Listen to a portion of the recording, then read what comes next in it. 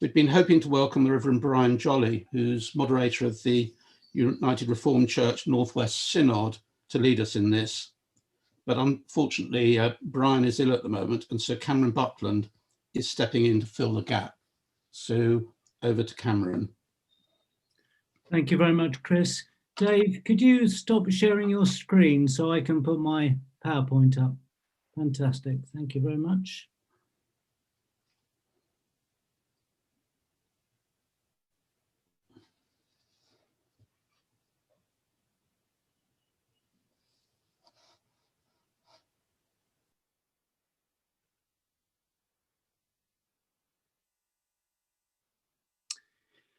Welcome to our prayers. I put on about the Zoom protocol, but there's no need to say any more about that. So in our prayers today, we're thinking especially of this second week of the Diocesan and Ecumenical Lent course, and thinking especially about the ecumenical vision, and that we may follow daily as Christ's disciples. And so that's the theme of our worship for our synod today, and the worship will take a quarter of an hour and lead us neatly up to 10 to 11. So let us be still and quiet for a moment and wait upon the Lord.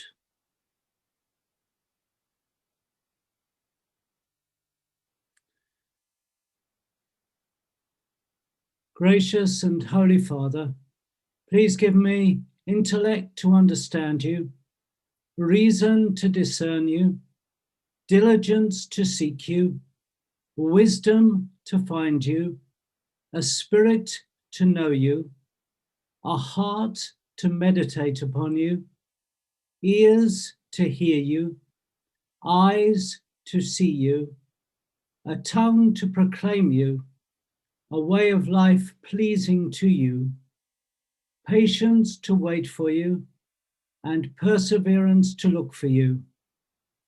Grant me a perfect end, your holy presence, a blessed resurrection, and life everlasting.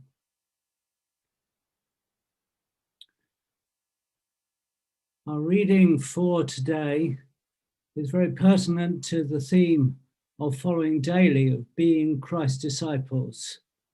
It reminds us that in Jesus's life, as shown to us in the Gospels, prayer was his priority, that he withdrew often to a quiet place to pray, and that in this relationship with his Father, he came to show us and give us an example of how to live in a relationship of love and prayer. And in this reading, we're reminded how even those closest to him didn't understand that in his lifetime. And we note from the reading the three things that Jesus asks us to do as his disciples.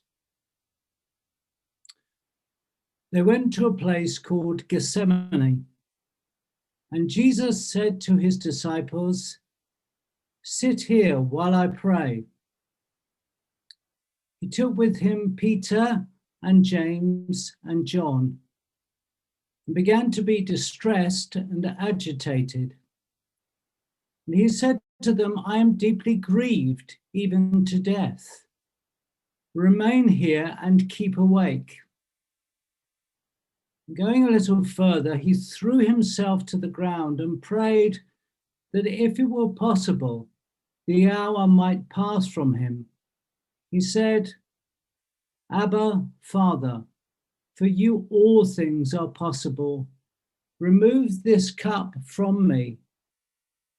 Yet not what I want, but what you want." He came and found them sleeping, and he said to Peter, "Simon, are you asleep? Could you not keep awake 1 hour? Keep awake and pray that you may not come into the time of trial. The spirit is indeed willing, but the flesh is weak." And again he went away and prayed, saying the same words. And once more he came and found them sleeping, for their eyes were very heavy, and they did not know what to say to him. He came a third time and said to them, "Are you still sleeping and taking your rest? Enough. The hour has come."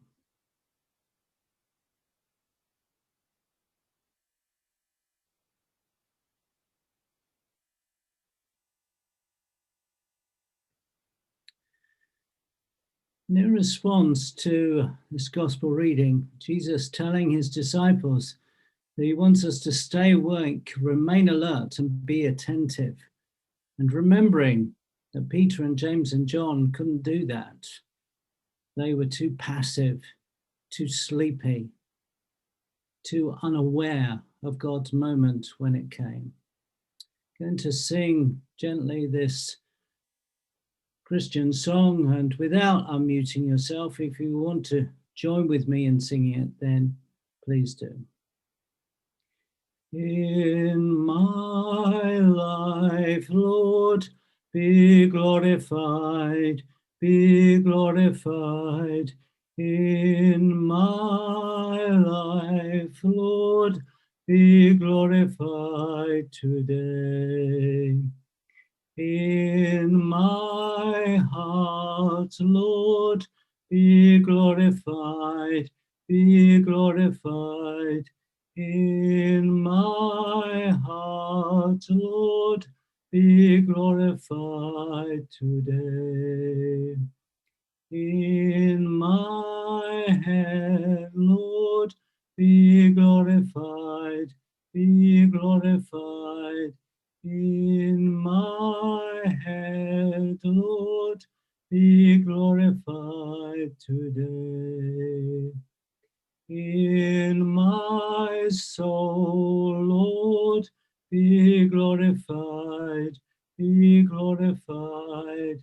In my soul, Lord, be glorified today. We're thinking in this week of Lent about following daily as Christ's disciples, and we've heard from our Bible reading that Jesus asks that we may stay awake, remain alert, and be attentive as his disciples. And Pope Francis, in his encyclical last year, reflected upon what being Christ's disciple means during this pandemic, and what is real and what is true. He said this: "Today we can recognize that we have fed ourselves on dreams of splendor and grandeur and end up consuming distraction, insularity, and solitude. We gorged ourselves on networking and have lost the taste of community. We looked for quick and safe results, only to find ourselves overwhelmed by impatience and anxiety. Prisoners of a virtual reality, we have lost the taste and flavor of the truly real. The pain, uncertainty, and fear, and the realization of our own limitations brought on by the pandemic have only made it all the more urgent that we rethink our styles of life, our relationships, the organization of our societies, and above all, the meaning of our existence. We are Christ's disciples. That is the meaning and purpose and vision of our lives. We are Christians, and in hearing the words of Mark's Gospel about the Garden of Gethsemane, we are reminded that Jesus calls upon us to stay awake, to remain alert, and be attentive. The opening prayer from St. Benedict gave us a checklist of how we might be faithful and how we might follow daily as Christ's disciples. And yet, too often, too many of us seem to pay lip service to being Christ's disciple.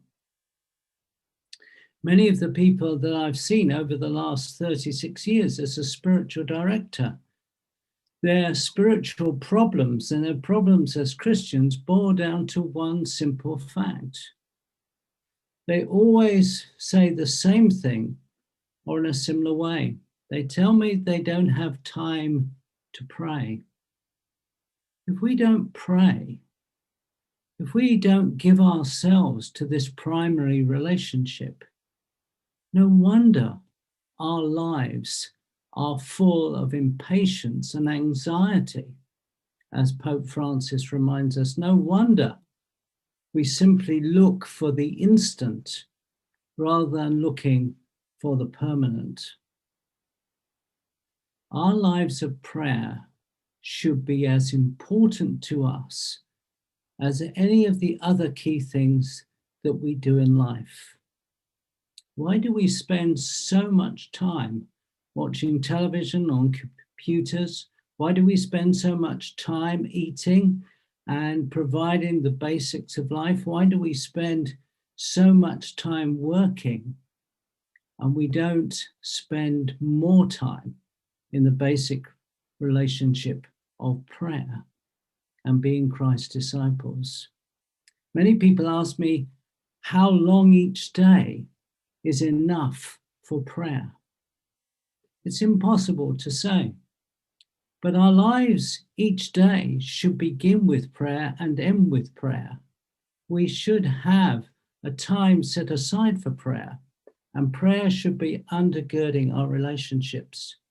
So if we give less time each day to prayer than we do to eating, if we give less time to prayer than we do to watching television, if we give less time to prayer than we do in spending time with those whom we love, what does it say about our discipleship? What does it say about our relationship with Jesus? What does it say about the way in which we follow daily with Christ? Jesus told Peter and James and John to stay awake, remain alert, and be attentive. This Lent, let us reflect what that means for us, and let us make prayer and our relationship with our Lord and Saviour, Jesus, the hallmark of our discipleship. So we come now to conclude with our prayers. I'm going to say a few short intercessory prayers, and then we'll end with the Lord's Prayer, and then I'll say our final prayer, which will be the vision prayer, reminding us of the themes of this Lent. Let us pray. God, our Creator, we pray for our society, our country, and our world. We remember the millions who are infected with the coronavirus, and those many parts in the world that don't have access to vaccines or proper health care. We pray that whilst as a nation we have suffered so badly and lost so many people that we love, we give thanks for the commitment and dedication of our nursing and medical services. We give thanks for all those who have cared for their friends and neighbours in the community. But we pray that we may do much more, and from the abundance of our riches, may care for the worldwide family, our brothers and sisters who are in need wherever they are. Lord Jesus, you are our Redeemer, and we pray that we may follow daily as your disciples. We pray that all Christians, all of us in our churches, may take our discipleship seriously, that we may give it time, and that we may deepen our relationship with you and not simply pay lip service to prayer and reading the Bible, but rather we pray that it may enter deeply within us and give us the ground of our being. All that we say and do and think and feel be given to you. We pray that daily in our lives you may be glorified. Holy Spirit, as sustainer and feeder of our souls, we pray for our meeting today, all the items that we will discuss. And we pray that we may be quick to listen and slow to speak, that we may not judge one another, but rather that we may seek unity and peace, and that we may come together and seek consensus and mutual ways forward. We ask all these prayers in your holy name as Creator, Redeemer, and Sustainer, and sum them up in the words of the prayer that Jesus taught his disciples in its modern form. Our Father in heaven, hallowed be your name. Your kingdom come, your will be done, on earth as in heaven. Give us today our daily bread. Forgive us our sins as we forgive those who sin against us. Lead us not into temptation, but deliver us from evil. For the kingdom, the power, and the glory are yours, now and forever. Amen.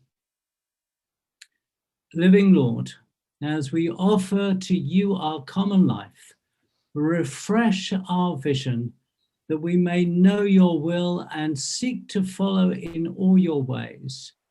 May we follow daily as your disciples, care deeply for one another in community, speak boldly your gospel words of love, and tread gently as faithful stewards of your goodness. We ask this in the power of your holy name, Creator, Redeemer, and Sustainer of our lives, today and forever. Amen. Thank you, Cameron. There are two agenda items that would normally appear on the agenda, but they accidentally were left off this one, so I'll just cover them briefly. The first is apologies.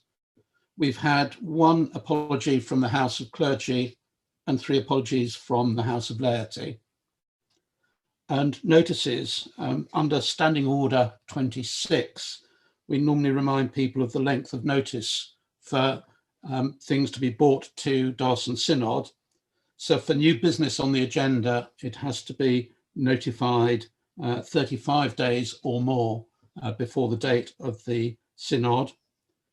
Motions and amendments arising from the agenda need to be in by 7 days before, and similarly questions under Standing Order 69 also need to be in 7 days before the date of the meeting.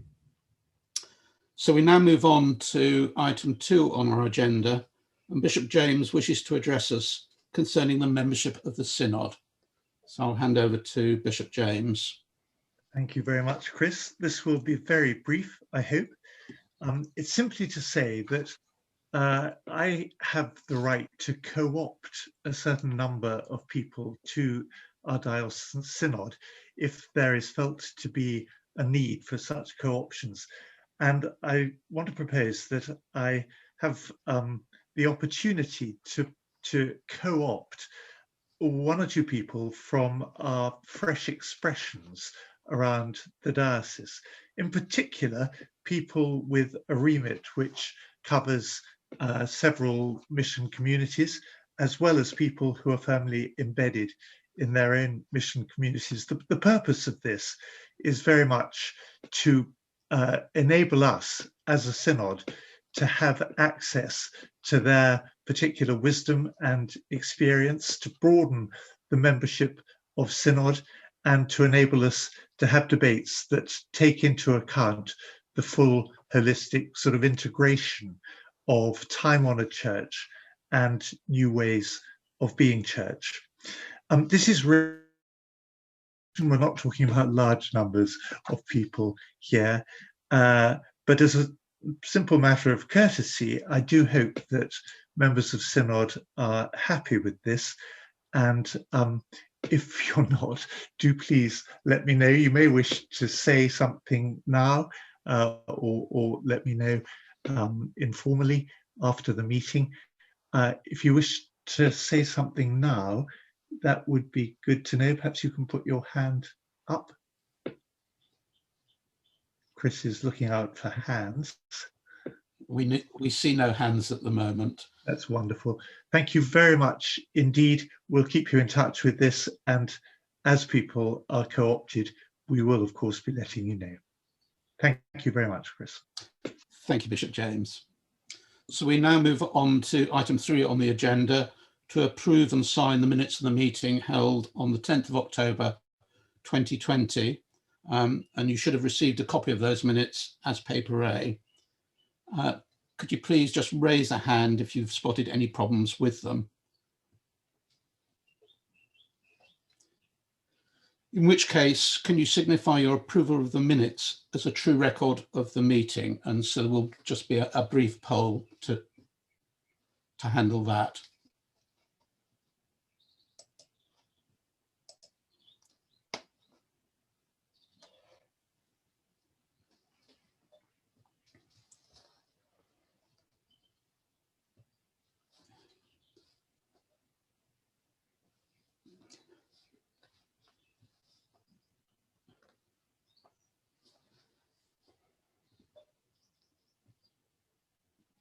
And it's clear that those minutes have been approved. Thank you. So we now move on to matters arising from the minutes. We've had 2 sets of questions arising out of our last meeting, which we'll take under item 15 as formal questions.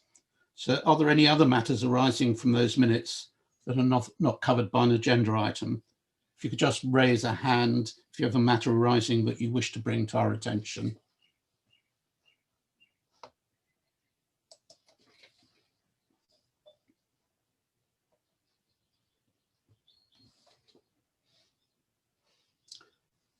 And I see no hands up.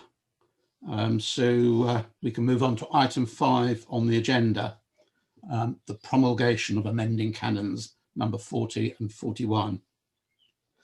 I give notice that at its November 2020 group of sessions held remotely, the General Synod resolved that amending canons numbers 40 and 41 be made, promulged and executed. Amending canon number 40 makes provision relating to religious communities, and amending canon number 41 makes miscellaneous amendments to the canons. So consider them promulged. So we can now turn to the important topic of safeguarding, for which you'll have received 2 reports as paper B. The ICSA Church of England final summary and recommendations, and also the Diocesan safeguarding report to the Synod. And this item will be introduced by Charles Proctor, our Diocesan safeguarding advisor, and he has up to 20 minutes. So over to Charles. Thank you, Chair. Just to make members of Synod aware that although I appear as James, it's because I'm zooming on the Bishop's spare laptop. I'm not his doppelganger. I'm Charles Proctor, the Diocesan Safeguarding Advisor. I hope the members of Synod have had a chance to read the report, and I know that some members of Synod actually sit on the Safeguarding Advisory Panel or the leadership team and will therefore have had many of these discussions already and quite recently. I'm happy to take questions, but I think the thing I wanted to draw to the attention of Synod members was principally paragraph 6.2 in my report of challenges for the future for the diocese. There's no doubt that the pace of change in the church centrally in terms of policy and procedure is not letting up, and that therefore we can expect once again in 2021 a new rush of procedures that we will be expected to implement both in the diocese and to support parishes in implementing. Our experience over the past 6 or 7 years has been that these are often a challenge, for parishes which either are now served as a multiple incumbency, multiple benefice, or actually lack an incumbent altogether, and where it's increasingly difficult to find volunteers who are prepared to fill safeguarding roles. So what I'd like to take this opportunity to do is to urge Synod to consider within its deanery settings how parishes might begin to consider sharing some of the tasks that are going to come at them in terms of safeguarding over the next few years. In April, we expect revised guidance on safeguarding training within the church, and in May, we expect safeguarding safer recruitment guidance to be updated. Both will have implications for all parishes, some positive, some not so positive. The positive is that there will be less of a weight of training on parishes in terms of leadership, but there will be a greater expectation that parishes will engage with issues such as domestic abuse. In terms of safer recruitment, we hope that the new process and procedure will be slightly more flexible and that we could therefore hone it more to the needs of individual parishes, but it will still, I'm afraid, be onerous. So that's probably, if there was any message I wanted to pass to Synod members, it's worthwhile now beginning to think about how we might share safeguarding responsibilities between parishes, between benefices, across mission communities or across deaneries. There's an amount of other content in the report, and I know that you've had the recommendations of the independent inquiry into child sexual abuse. I'm very happy to take questions if some members have any for me. Is that okay, Chair? Yes, that's certainly okay. Can I just remind people, because if you want to raise a question, if you could raise a hand, and one of the easiest ways to do that is if you move your cursor around near the bottom of the screen, you'll see a reactions button. And if you click on that, you'll see an option to raise your hand. So that's about the easiest way to do it that I know of. So are there any questions out there? Please raise a hand if there are.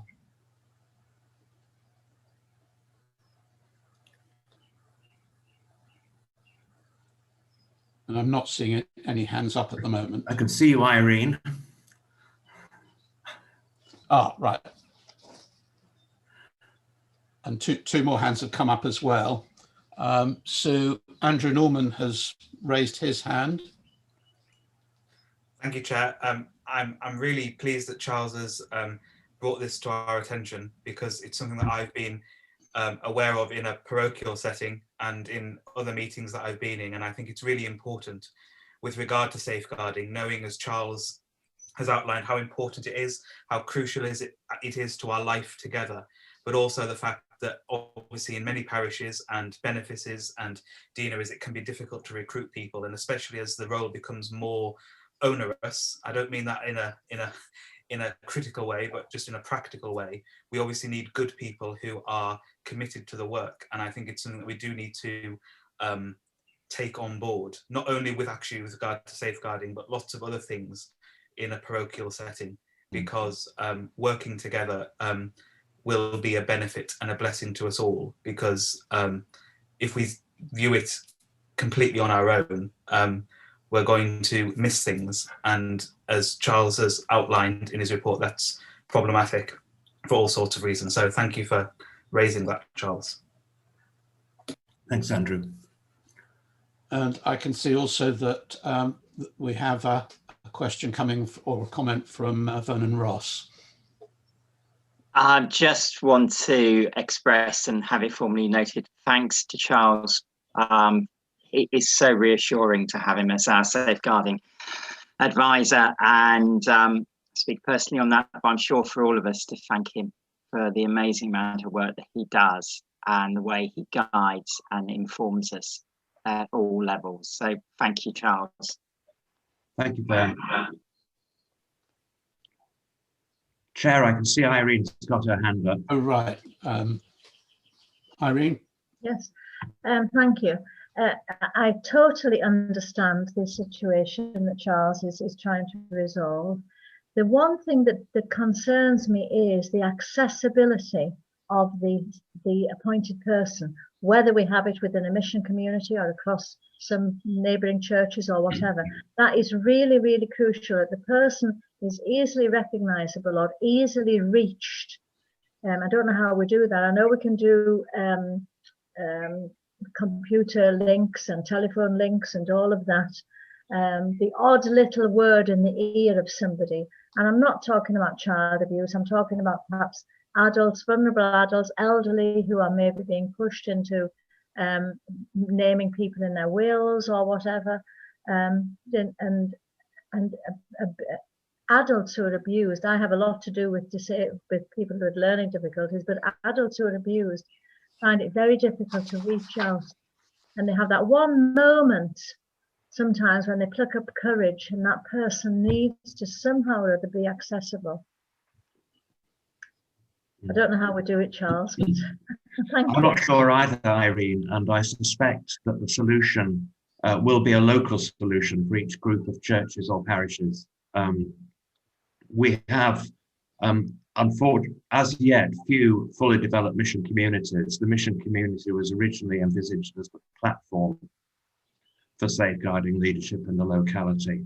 But I think it'll be a local solution. And for example, Angela and I had a discussion only a week or two ago about how the situation for her might be resolved, and maybe it's a discussion at the deanery chapter.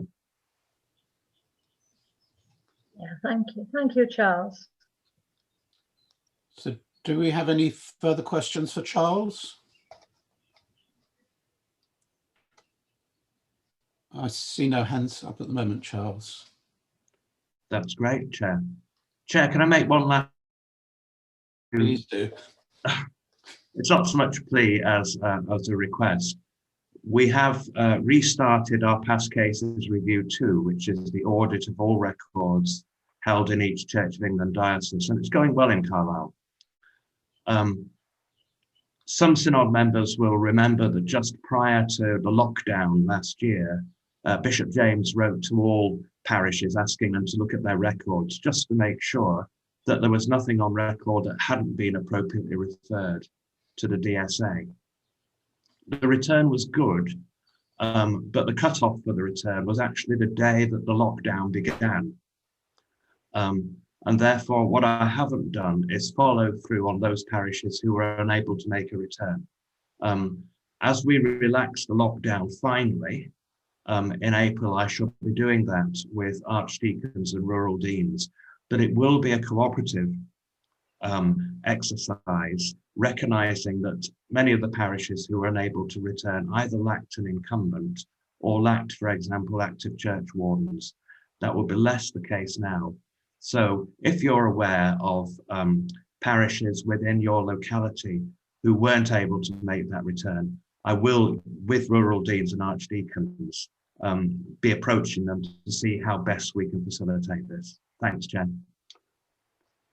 Thank you indeed, Charles. And thank you not only for this session this morning, but also can I reiterate what Vernon was saying about the tremendous debt of gratitude that this diocese owes to you for the work that you've been doing. Thank you.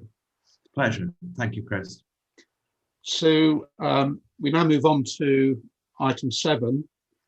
You'll have received 2 reports, papers C, for the meeting of the Bishops' Councils, the meetings that were held last September and November. And I move that the reports of the Bishop Council's meeting held on the 9th of November 2020 be received. So we'll go to the poll again.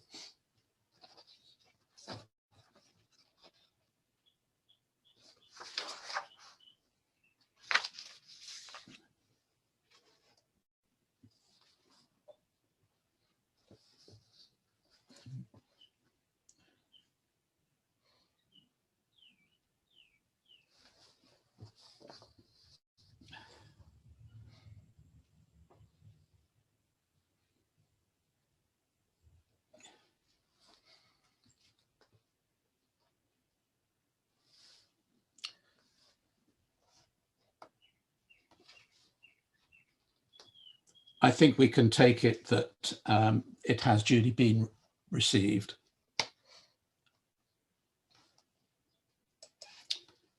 So we now move on to item 8, the God for All vision. Bishop Emma will introduce this item with a presentation that will last about 15 minutes. And we'll then move into breakout groups for about 5 minutes to discuss what we've heard before coming back into session to provide an opportunity for questions and comments to Bishop Emma. And finally, Emma will move the motion endorsing the direction of travel. So I now hand over to Bishop Emma for this item. Thank you very much, Chair, and good morning, Synod. It's lovely to see you all, even if it is in a little small box in front of me. It's a delight to see all of your faces. So this is a chance to update Synod on the refreshed vision and strategy, but it will also include the opportunity at the end of this item to vote to pass a resolution to endorse the direction of travel of the strategy to support the refreshed vision. I stress that this is not a sign-off, because we will probably never be able to sign off the strategy in its entirety, because a strategy should be a living, breathing, changing process, more like a murmuration of birds than something that comes down the mountain written on tablets of stone. However, at key points, we do need to check in with each other and sign off on work completed so far and look forward to the direction of travel. And 2 key points for that are now and in the autumn. But we will, this is, as I said, this is a living, breathing, moving process. And so there will be aspects of the strategy development that are already happening and aspects that we don't even know about yet. So I'm going to just give a brief update, and this update should be seen alongside paper D, which is the strategic plan development update, which will give you a little bit more detail on what I'm saying here. I'm also delighted that Kerry Roughton is here. She's somewhere on one of the screens, and she is our Programme and Strategy Manager. She has done a lot of the work behind all this and is available to answer questions along with me and take responses later on.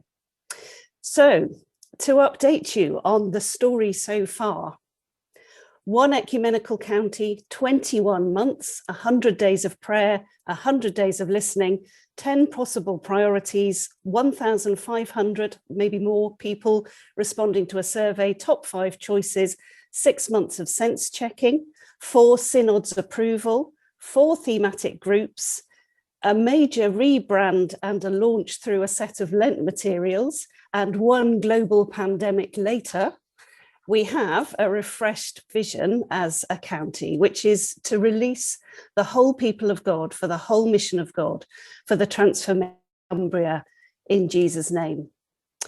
We'll come in a moment to the 4 themes of that refreshed vision. And if you like, if those 4 themes are the how, this is the why. Why are we doing this? And this statement contains some of the underlying principles behind the refreshed vision. In your paper, your written paper that you've got, this is called a theory of change, which I think is probably a bit overly grand a title for what it actually is. The title theory of change is quite helpful when we're talking, for instance, to the strategic development unit for the reaching deeper part of the programme, because that's the kind of language they like. But really, this is just a why. Why are we doing this? This is about releasing. It's releasing the whole people of God. Not to say that the people of God are not already released, but we need to go on making sure that everybody plays a part in the vision. It's about the whole mission of God. It's, if you like, if some of the previous strategies and visions that we had, if growing disciples, if that vision was focused on more on discipleship, and the previous God for All vision had a strong focus on evangelism, if you like, this phase of the vision puts the 2 of those together, drawing on the 5 marks of mission, which express the whole of God's call to the whole of his people for the whole of creation. And it's about the transformation of Cumbria, nothing less. This is about growing our churches. We hope our churches will grow, but it's also about the transformation of structures, communities, homes, families, everything in line with God's plan. And it's in the name of Jesus that we do this. We're not just another social care enterprise or another pressure group. We do this because we're disciples of the living Lord Jesus. And so the way that this vision will come about is by every Christian coming alive in their faith and living out God's call to them to change the world around them in Jesus' name. One way of thinking about it, if you like, and I hesitate to say this, is it's about increasing the R number of faith. If every Christian told another Christian, another person about their faith, and that went on from there, and that person told 2 more people, then we would very quickly, there would be an exponential growth, an exponential rise in the number of people turning to faith. So that's what this is about. So I hope you like the refreshed branding that we have around the God for All vision. These are the 4 vision areas that I hope by now you'll be becoming very familiar with. We follow daily, speak boldly, care deeply, and tread gently. Just to give you a very, very quick refresher of those 4. So follow daily. We've been hearing about that this morning in our prayers as Cameron led us. If anyone wants to become my followers, let them deny themselves, take up their cross and follow me. A series of outcomes attached to this focus might involve encouraging growing in Christian faith. If we could have the next slide, Dave. Sorry, I think the font is slightly adapted from what it was going to be. I hope you can see the font. It's somewhat small, but this is also on your paper if you wanted to read it on there. Encouraging a growing Christian faith, embedding a culture of whole life discipleship. So discipleship is what we do Monday to Saturday as well as Sundays. Helping people to encounter and study the Bible and to explore its application for life, and encouraging a culture of prayer. We were hearing about that from Cameron this morning. Secondly, care deeply. Jeremiah talks about seeking the welfare of the community in which God has placed us as disciples, and that's what this is about. This is about, if you like, the outcomes for this, helping our churches to listen to our local communities. That's going to be so crucial as we emerge from lockdown. We will need to listen to what is going on around us. I think this is on the next slide, Dave, thank you. Developing effective partnerships. As we care for our communities, we will not be the only ones doing it. We need to see who else is engaging in our communities and join with them.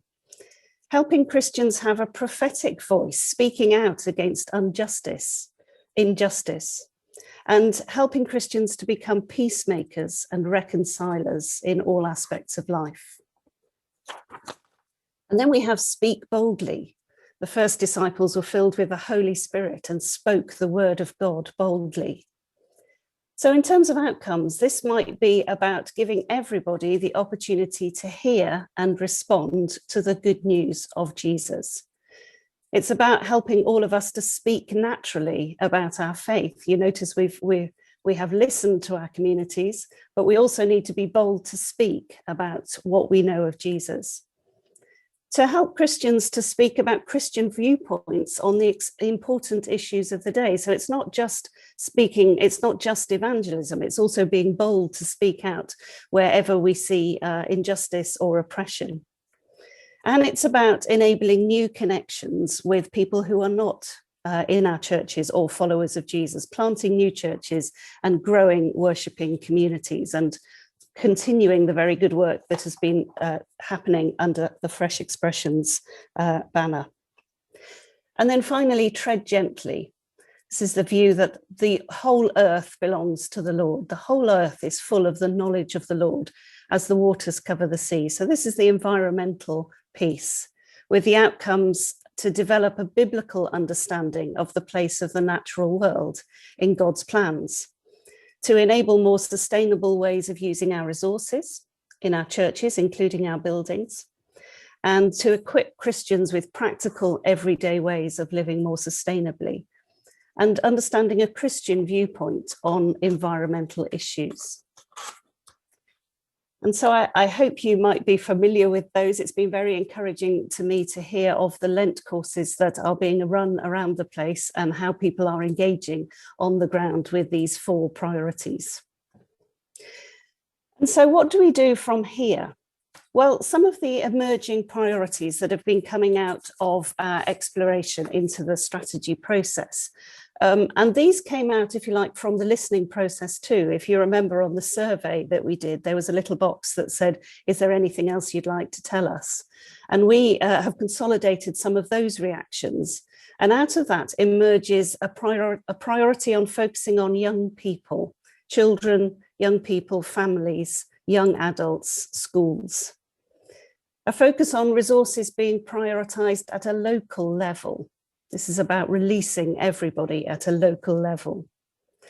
And it seems very right to say this next one in this context, a focus on using technology to help resource our church life, as we are doing this morning. There's the assumption that mission communities will continue to be the key unit that we will work with in implementing this vision. And an acknowledgement, I think, alongside that, that all mission communities are different. There won't be one size fits all. Some are more developed than others. Some have different priorities than others. So this is really going to be about helping mission communities to see what works for them. And a focus on resourcing and empowering the expertise of people on the ground. So all of this leads, if you like, to some framing questions.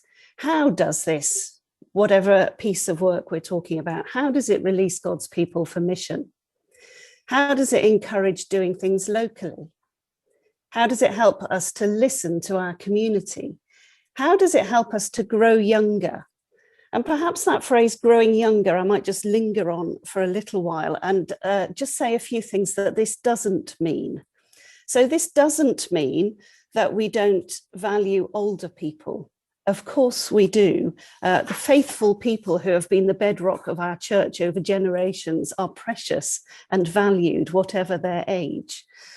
And for some churches, growing younger might mean in a church of mostly 70-year-olds, spending a bit of time focusing on drawing in 50-year-olds.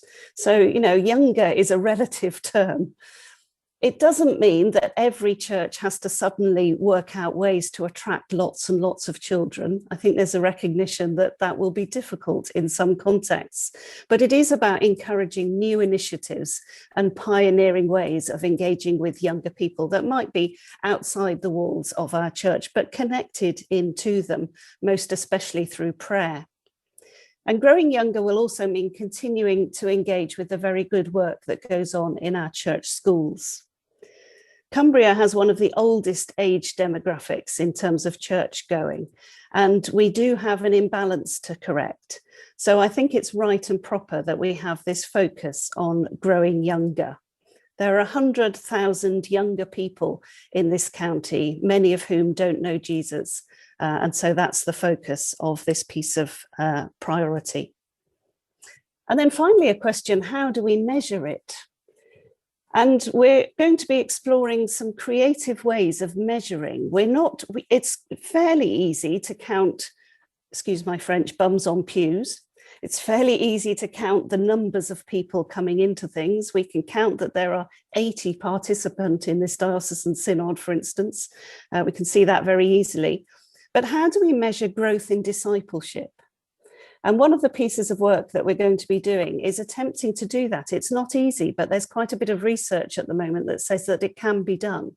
And so we're going to be developing some tools where people will use the tool for themselves to measure, if you like, or assess or reflect on their own growth in discipleship year on year on year. And we'll find ways of doing that creatively and prayerfully. Alongside all of this vision and strategy work, there will be the need to align a series of supporting strategies or enablers, for instance, around ministry, around buildings, and around finance, and more of that in coming weeks and months. So if you like, there are 3 areas of focus emerging. The development of lenses through which mission communities will see how the 4 vision themes might be developing in their area. The creation of practical or policy pieces, for instance, around the environment. You know, should we have a diocesan policy that a meeting should only take place in person if it is necessary to save on transport costs? So there might be some policies that we want to explore. And then finally, a repurposing of some of the denominational grant funds. So for instance, the Growth Fund that might enable parishes and mission communities in particular to develop along the lines of the 4 themes that we've been talking about. Somebody described what might emerge from the strategy as being a bit like a buffet, where you can come along and choose what is right for your mission community. And it may be that we encourage you, you know, if you've been eating sausage rolls for a very long time, we might encourage you to take a tomato or 2. So there will be a little bit of accountability in that, but there will also be a lot of local flexibility. So in a moment or 2, I will ask you whether you wish to pass this resolution. Does this synod endorse the update and the direction of travel for the God for All strategic plan development in support of the refreshed vision? But I think now there's going to be a chance to discuss this a little together. So back over to you, Chair. Thank you, Emma. And so we now have got something like 5 minutes or so where we're going to break out into groups of, I believe, about 5 or 6 people to discuss what we've been hearing. And then we'll come back into session for a period of questions and comments. So I think now Dave will be splitting us into breakout groups. Right, welcome back everyone into full session. And so we're now opening it up for questions and comments to both Bishop Emma and to Kerry. So if you'd like to raise a hand, if you have a question or a comment to make. So I can see Stuart has got his hand up. So over to Stuart Fife. Thank you. Our group was very positive about the refreshed vision. We like the simplicity and the clarity of it. It's easy to explain and felt very doable. I think my question centers around mission communities as the agent for delivering that. I think Bishop Emma acknowledged that in her talk. And having just sort of gone round our mission communities again, re-engaging with PCCs, I've realised that for those of us who've grown up with mission communities from their earlier inception, we get what they're about and what they're for and have a vision of how they might work. But they are a very strange thing for people who are new to church, new PCC members, even clergy who are coming out of a different diocese in a totally different context. And I just wonder if there's more we can and should be doing to help explain and encourage the idea of mission communities and what they really mean for local churches and how they feed into delivering the vision. Okay, before asking for an answer to that, I'll go over to Robin Ham, who's also got his hand up. Yeah, thank you, Chair. Just a question, really, again, really positive about the 4 themes, that idea of using them as a lens. I think that's been really helpful so far in our mission community in Barrow. Just something that came up out of the conversation. How do we sort of, interested by that point about policies and particularly how we navigate some of the harder questions about buildings and how often services have to happen in our buildings, some of those legal things, and also perhaps different approaches to the Eucharist from different denominations. Yeah, just the need for those policies, I think, is really helpful to flag up. Over to you, Bishop Emma. I'll come on briefly on those, but others might wish to come in as well, including our strategy development officers, who are also happen to be our archdeacons. They might have a comment on the mission community question. We have more questions lined up. Yeah, I think Stuart, you make a really good point. I mean, I've been in the diocese for 2 years, and I think I've just about worked out what mission communities are and what they're meant to be. I mean, I think there are 2 dangers in this, aren't there? That either that we really mission communities are just Christians in an area working together, that's what they are at their very basic level. So I think it's really important that we keep remembering that.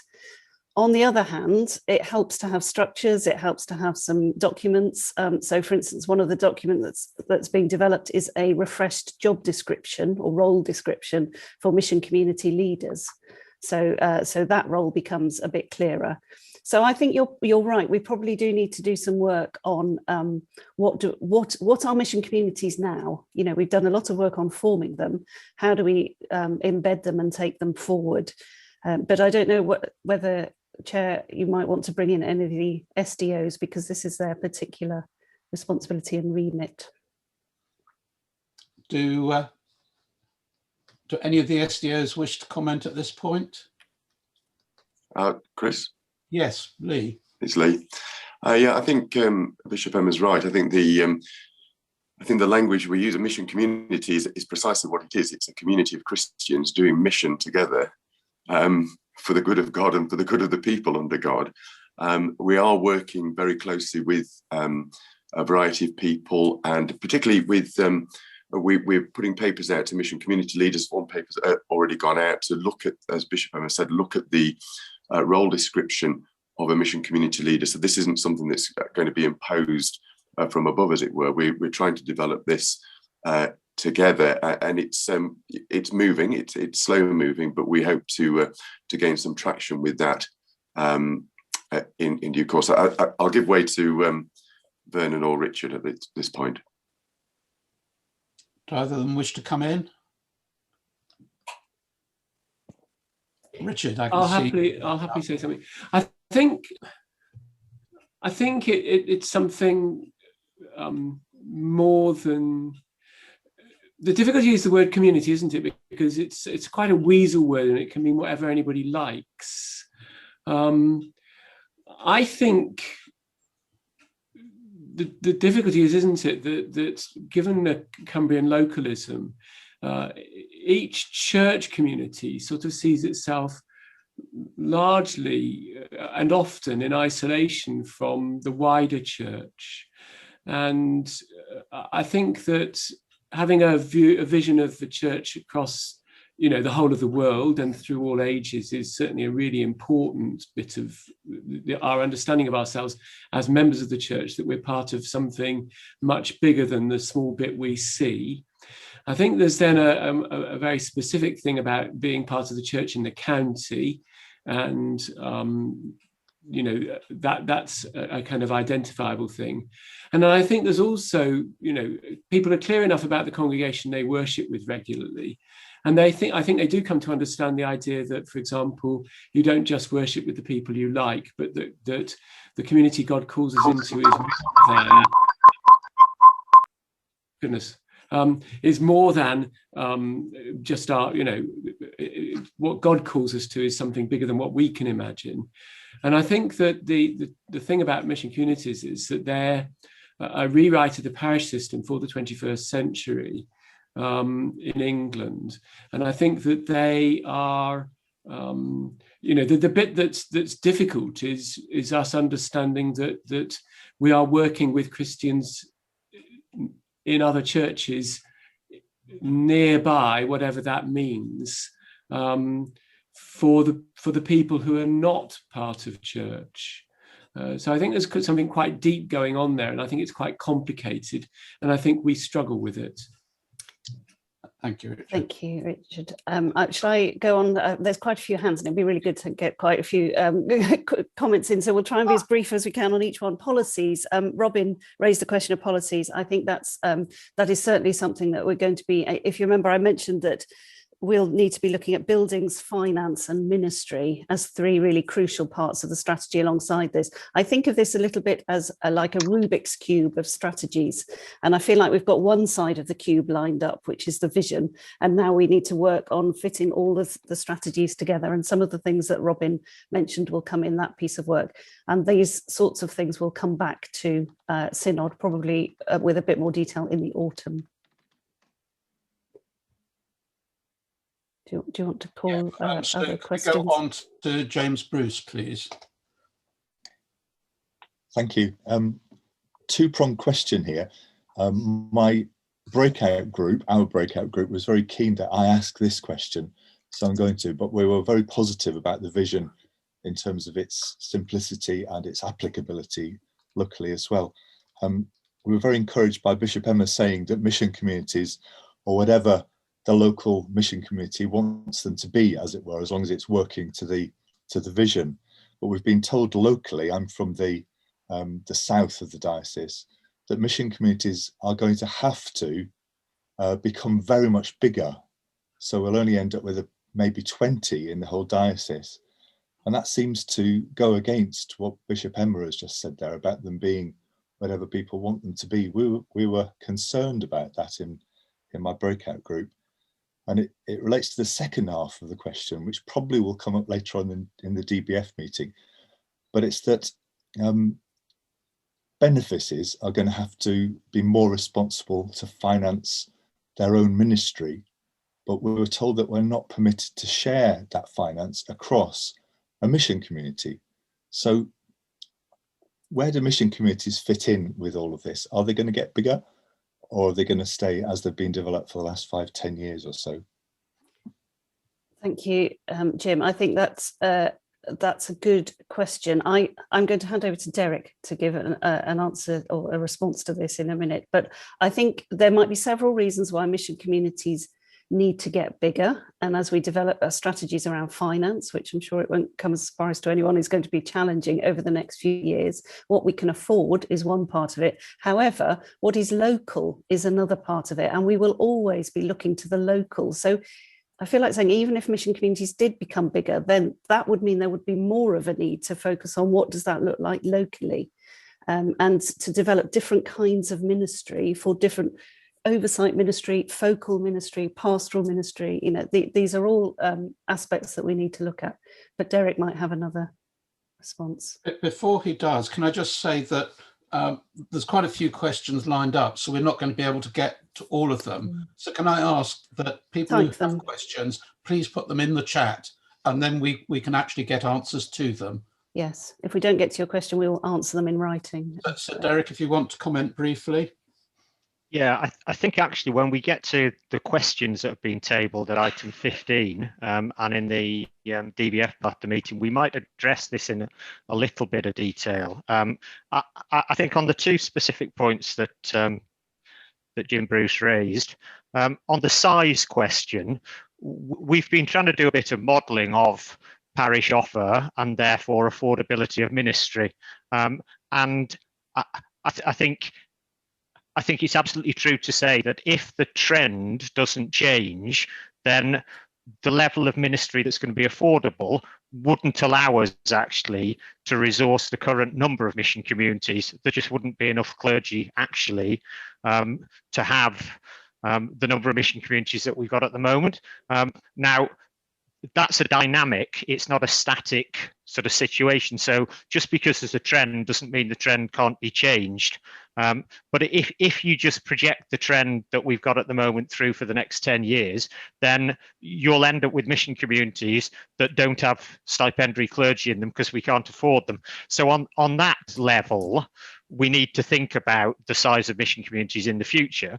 But at the same time, because we're trying to instead of the numbers adding up on my desk, we're trying to say the numbers have actually got to add up at a number of different levels. And the situation we're in at the moment, where every deanery in the diocese, there is not a deanery in the diocese that covers its cost of ministry.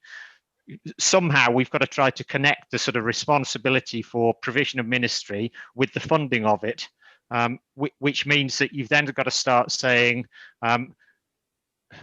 not so much every mission community has to pay for its ministry, but mission communities have to take the funding of their ministry seriously and recognise that unless a certain amount of funding is provided, we can't afford to deploy the ministry. So it is true that we're thinking about the possibility of having to have fewer mission communities, but whether that actually comes to pass is largely in the hands of the local church, both in terms of what it wants to do and whether it's able and willing to provide the resource that's needed to maintain the number we've got at the moment. And on the second point about sharing funding within a mission community between benefices, there's absolutely an expectation that we will share and be generous and support each other. So if you've got the impression, Jim, that we're just saying each benefice has to provide X or Y, I'm much more of the view that the funding has to add up across the mission community in a way that it doesn't necessarily have to add up across a benefice. And in the same way, funding between mission communities has to add up at the diocesan level in a way that perhaps it doesn't have to at the level of the mission community. So, you know, we all know that, for instance, Barrow is a single mission community, and I don't think anyone would expect Barrow to provide 100% of its funding. Equally, you know, I'm not going to name names, but I think certainly in my head, there are some mission communities where I think they should more than cover their cost of ministry in order that we can provide ministry elsewhere. So I think what we're talking about is trying to have a stronger connection between the ministry provided and the funding provided, without it becoming just everyone gets what they pay for. I think Jim Johnson has a question.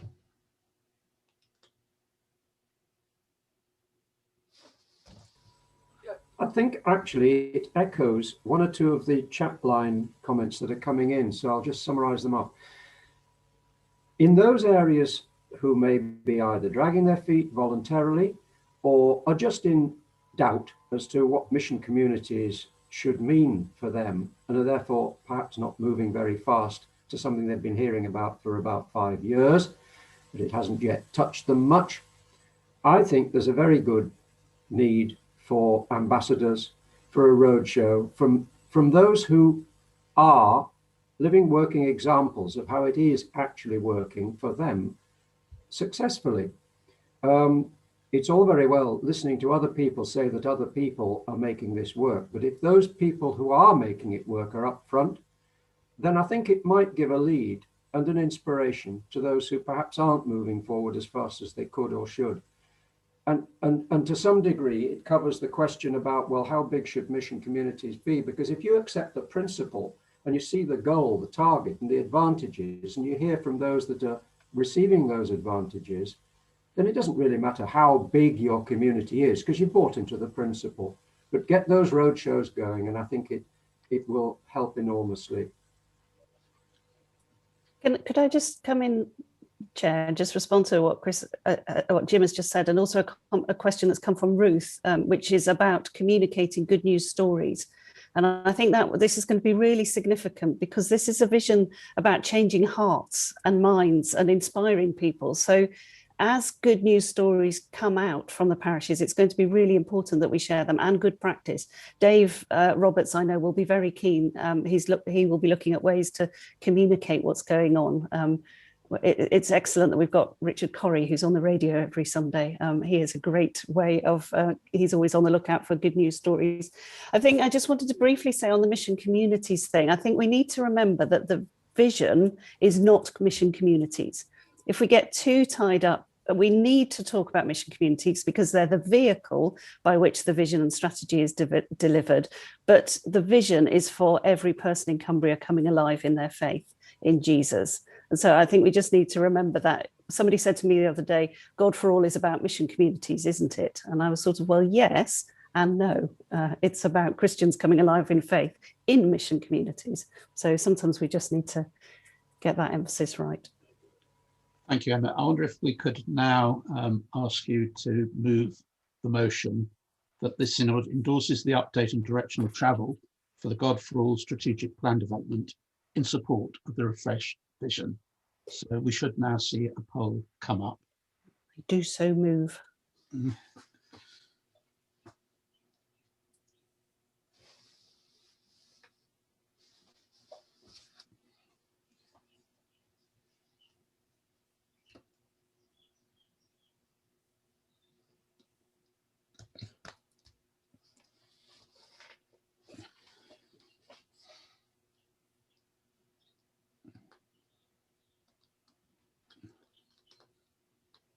Well, I think we can say that that's been clearly carried. So thank you, everyone. And I apologise that we've not been able to get to everyone for questions, but that will always be. Oh, Vernon has still got his hand up. Does he need to say something?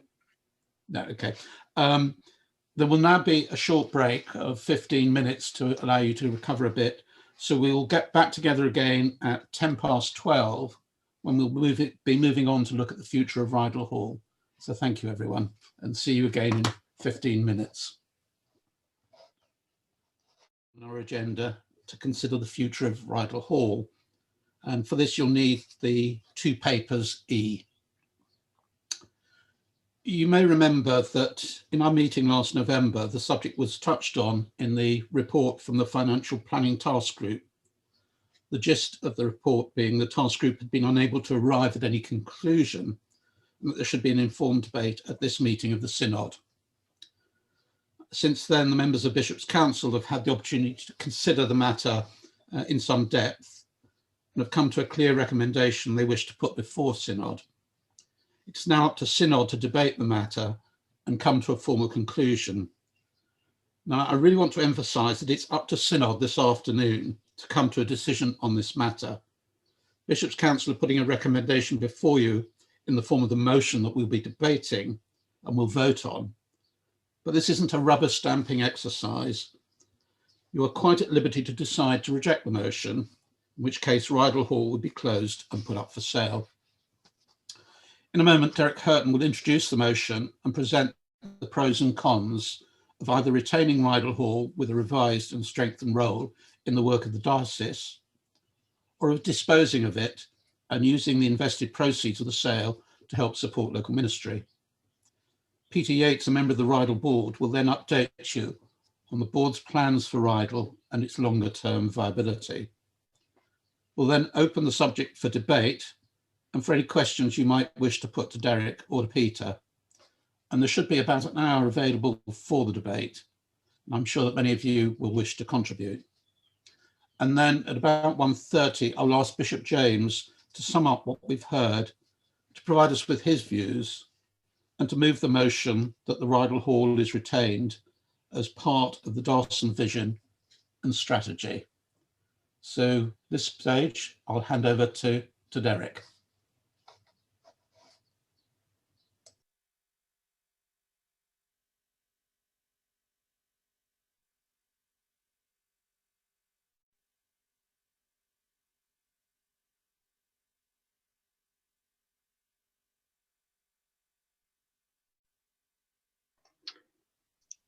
Derek, you could be muted. Okay, so to Rydal Hall, and as Chris said in the introduction, last year's Financial Planning Task Group recognised that Rydal is a significant area of operation within the diocese and has a significant financial dimension, so needed to be considered alongside all the other activities that were looked at. But as Chris reminded us, the task group's thinking was inconclusive, and they recommended that there should be further analysis and consideration leading to a vote at this synod. So the purpose of today's item is very much to make a decision about Rydal's future. I'm going to make what I hope is an objective and detached presentation. So if anybody agrees with everything I say, because I'm setting out arguments on both sides, I think I've probably done my job wrongly. So I would expect that everyone will disagree with something that I've got to say, because I'll be trying to make the case both in favour of keeping Rydal and in favour of disposing of it, because I think it's important that we really think about all the ins and outs. And many of the pros and cons actually themselves have a but attached to them. I just want to say, before we go any further, thanks to Chris, because he's really contributed to getting the analysis to the point it's at. And this was a bit of a joint effort in terms of putting the paper together that you've got. And I'm not going to go into a lot of detail because I think the arguments are really set out in the paper quite clearly. There are a couple of points just to bear in mind in considering this item. And the first of those is that the decision's not entirely symmetrical. So obviously, closing Rydal is a decision that realistically won't be revisited, whereas a decision to keep Rydal open could be revisited subsequently if things were to turn out badly. And secondly, we've produced our best estimates in terms of all the financial side, but clearly we can't be expected to predict perfectly, certainly not at the moment, all the variables, including sale price, potential investment returns, future trading environment, etc.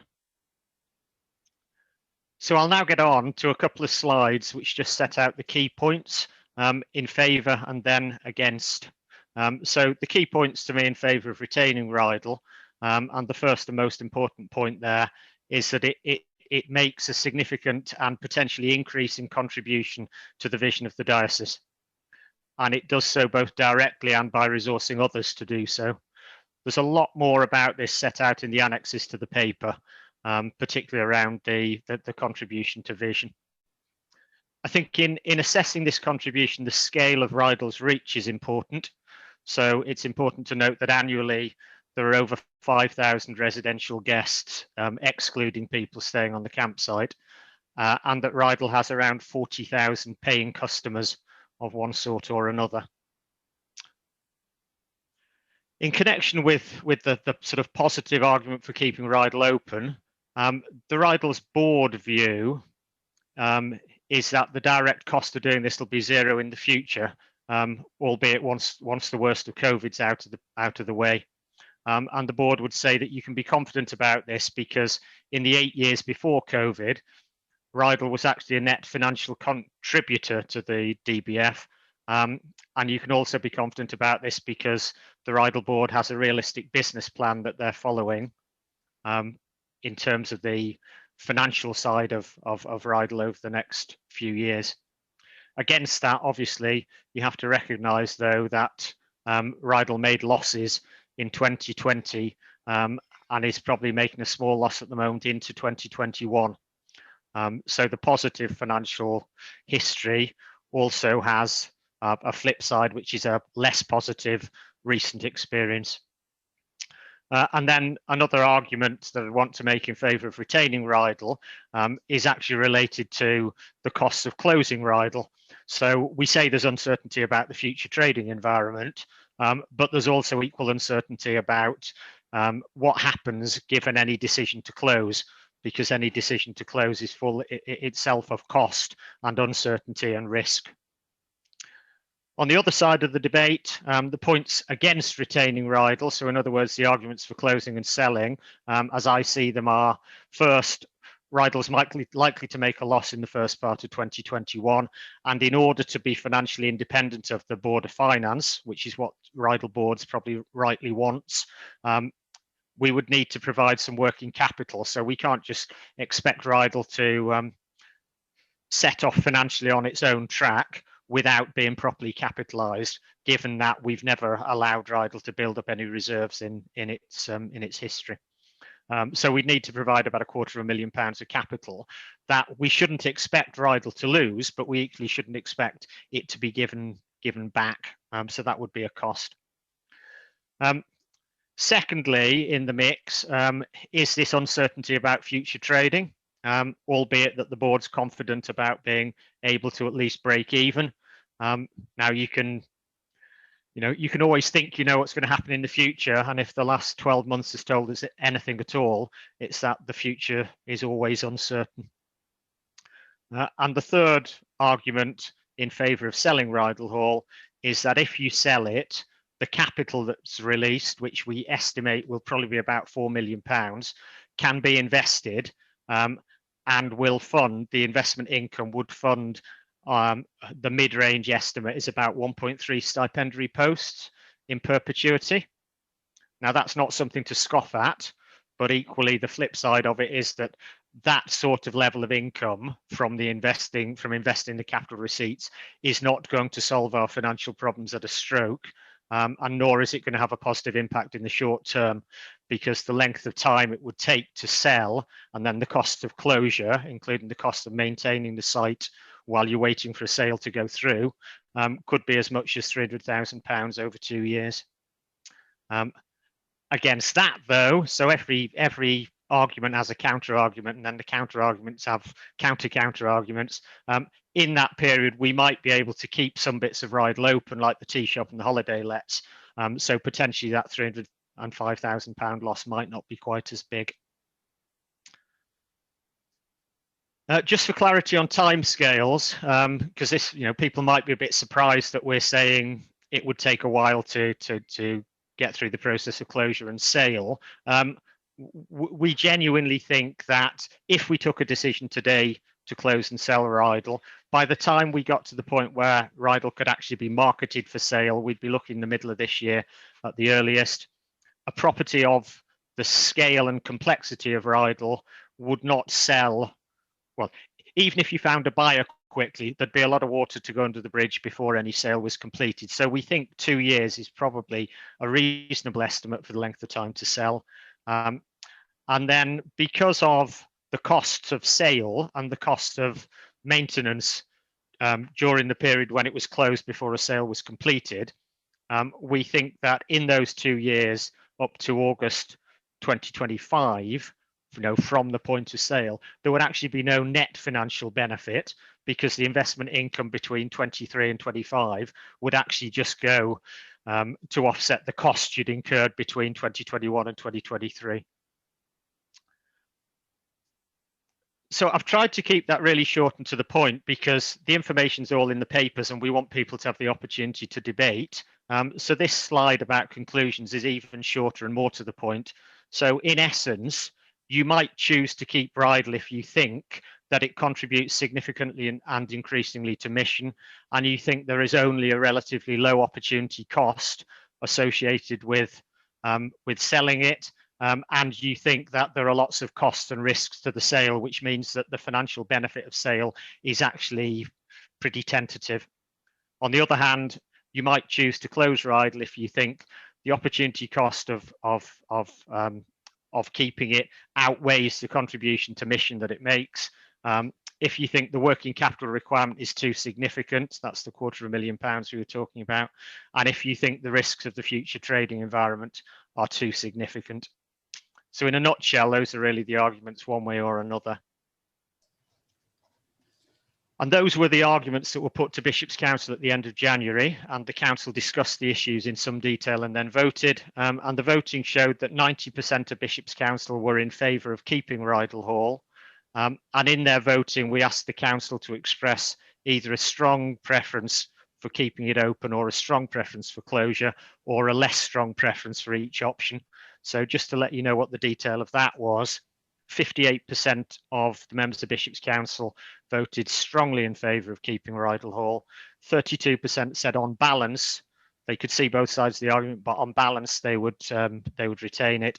And 11% said that on balance they would favour closure and sale. And none of Bishop's Council said they strongly supported closing and selling.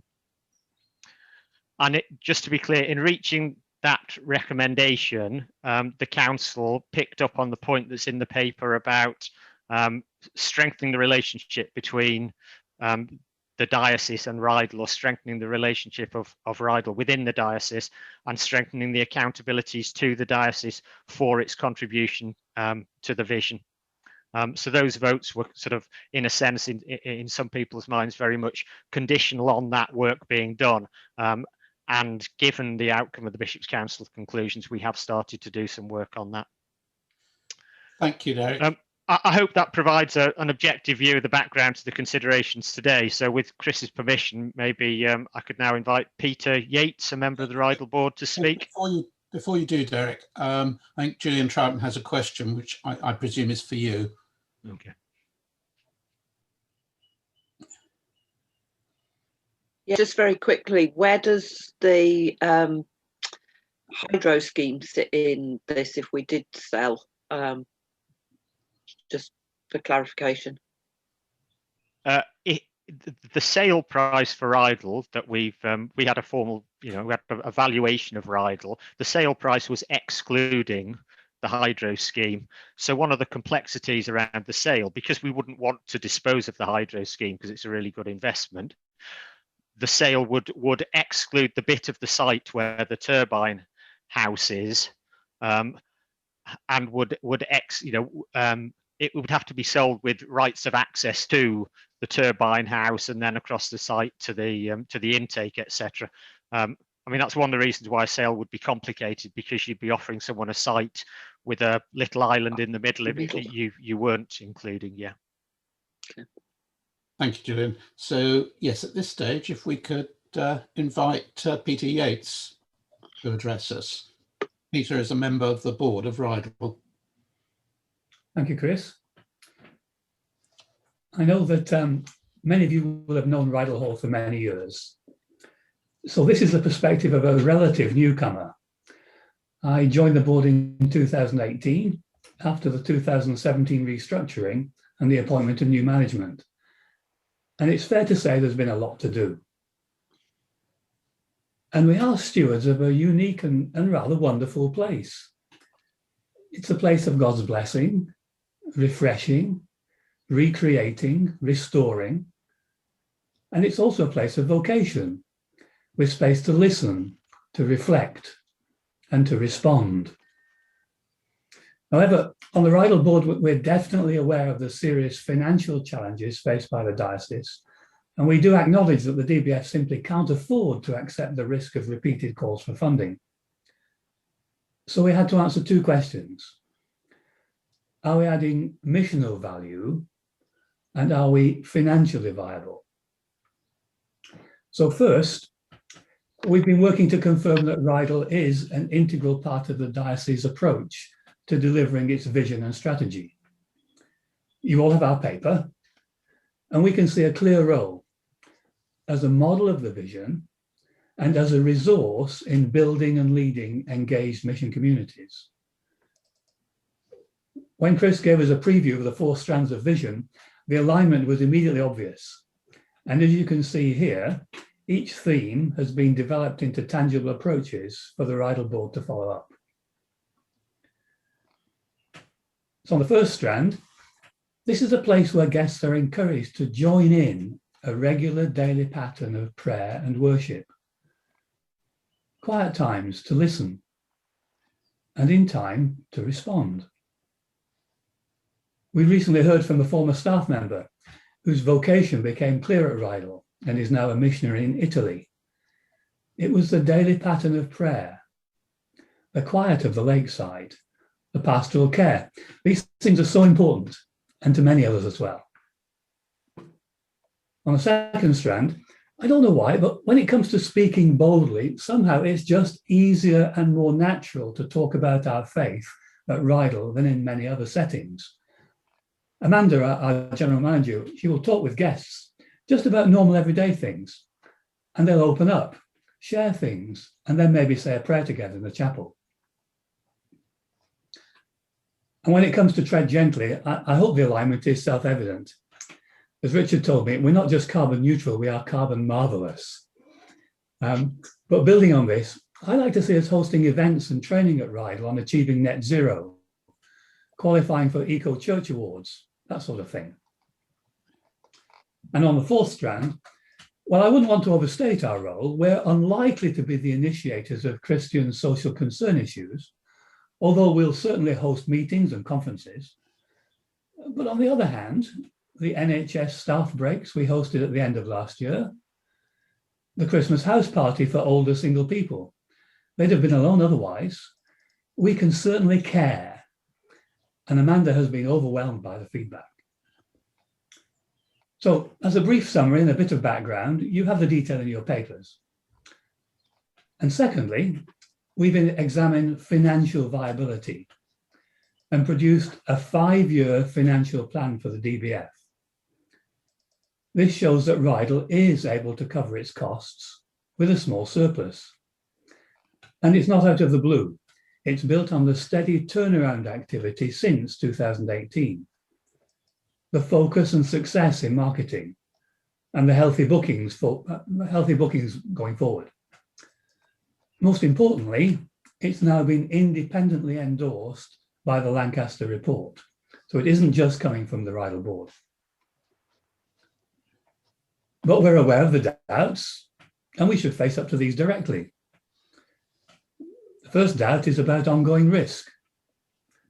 Well, the 2017 restructuring and the new management were necessary, and they've been effective. Since then, the financial performance has steadily improved, and that forms the basis of the 5-year financial plan. The second doubt is about robustness. And it's true, as Derek mentioned, that as a company, we're undercapitalized. Before being spun off as a separate charity, surpluses were gifted to the DBF to avoid corporation tax. That was sensible, but it did mean that Rydal never built up reserves. And as for COVID, all hospitality businesses have been damaged. Rydal is no exception. But these losses are either already incurred or unavoidable. They can't be prevented by closing now. As I've said in our meetings, you don't close a company because of past losses, but to avoid future ones. And we're on track to make a surplus, not a loss. The third doubt is really just an impression picked up from general comments that Rydal has been a long-term cost burden. And that's simply a misconception. Derek mentioned this, but the numbers show that Rydal has actually been a net financial contributor to the diocese for quite a few years now. And on the last point, we now have a structured and robust board. We're prepared to develop and change, to add strength where needed. I think we have the right structure in place. So in summary, we're very confident that Rydal can play a key role in mission for the diocese, and that the future financial risk to the DBF is manageable. In steady state operating conditions, there need be no further call on funds. And we'd like to see 3 things going forward. A closer working relationship with the diocese on alignment of mission, sufficient financial independence so as to de-risk the diocese and DBF. This means working capital and building reserves over time. And thirdly, we propose to keep the existing governance model. We don't see Rydal as a business, but as an arm of mission. But we must still be business-like. An active involvement of the DBF is essential. So I hope these comments have been helpful and that you will support the motion to retain Rydal Hall. Thank you. Thank you very much, Peter. So you've heard what Derek has said, you've heard what Peter has said, and so at this point we open the subject up for debate. So if anyone wants to make their views known at this point, or if you actually have questions for either Derek or Peter, then we'd be very happy to hear them. So if you wish to contribute, please put your hand up.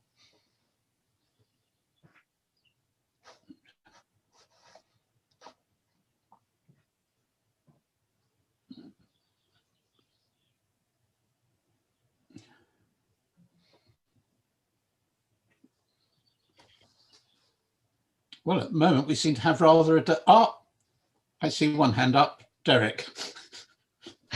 Yeah, just to say that there have been some questions asked in the chat, which I've tried to answer about income from the hydro scheme, and also about the net cost or financial benefit from Rydal in recent years. So if anyone wants more elaboration, obviously I can do so, but I'll put some stuff in the chat there. Cameron.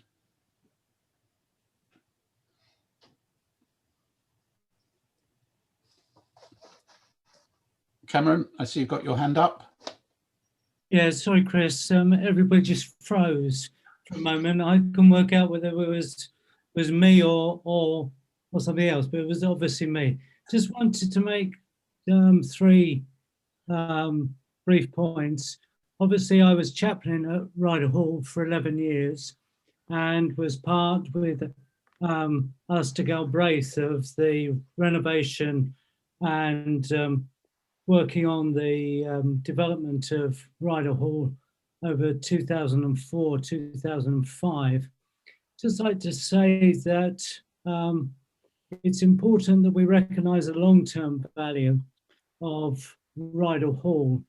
It is one of the few assets that the diocese has that can actually make money And so although we're rightly worried about it being a drain, and we would all worry about that, it also can and has, as people have said, contributed financially, but it also can and has contributed in a very supportive way to the overall vision and development of the diocese and the wider church. And although we might not see ourselves as being a resource for the wider church, there are many, many vocations that have come through Rydal Hall and has made a significant impact in many people's lives. Second thing I'd like to say is that from my time of grasping in Rydal, I'm well aware of the difficulties facing hospitality businesses there, and really strongly advise that this is not the time to be thinking of selling Rydal Hall. There are other businesses which don't have the complexity of access and the hydro scheme, which are being offered at a fraction of their price that there were 2 years ago. I think it will be, if we decide to sell, would be very, very hard to find a buyer for a realistic amount.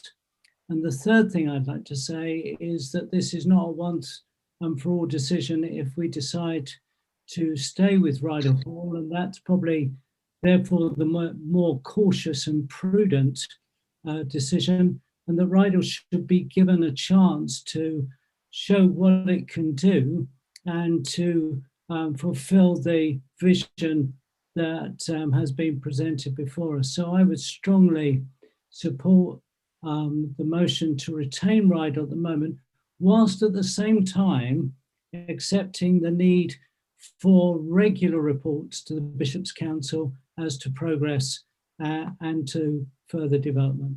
Thank you very much, Chris. I think Irene has her hand up.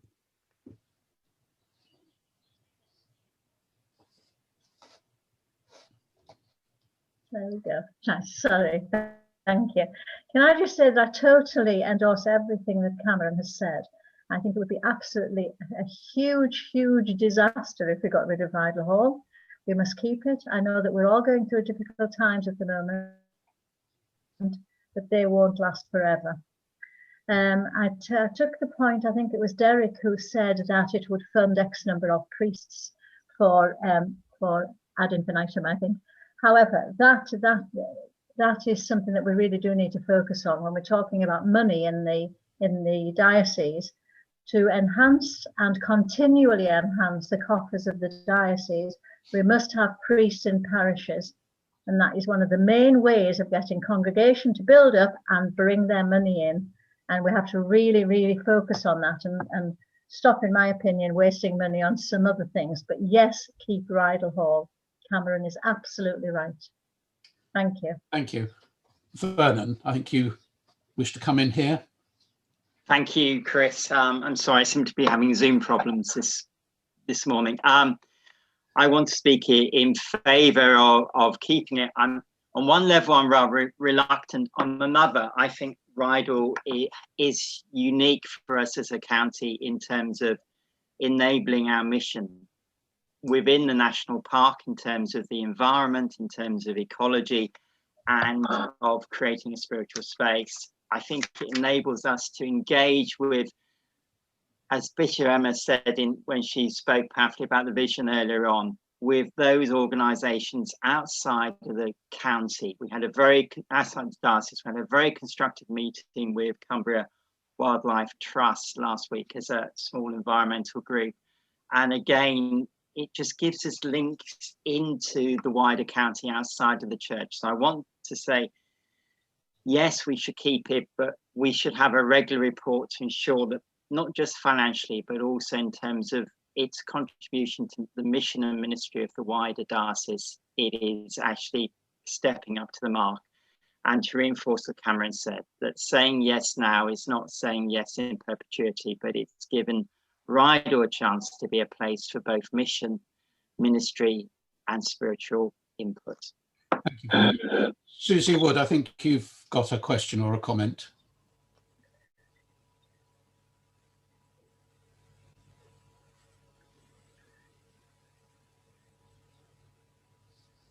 very useful for training purposes and also for exactly as the proposer said, in terms of the opportunity to speak freely about mission. But I would also add, as chairman of the management committee of St John's in the Vale Centre, the diocesan centre, it is run as a business. It has to be run as a business. It is a business that does mission. Likewise, I would strongly suggest that the board of Rydal do not shy away of thinking of it as a business. We have a superb manager now who is very businesslike, deeply spiritual, a member of King's Church, welcomes guests as a deeply Christian person operating from deeply Christian values and ethos. But at the same time, she's got a sharp business brain that works very efficiently. So I would suggest that we rethink the model as a business that does mission rather than a lovely place that does mission with a business, if it's okay to use that word. Interesting. I don't know if Peter wants to come back to you on that one.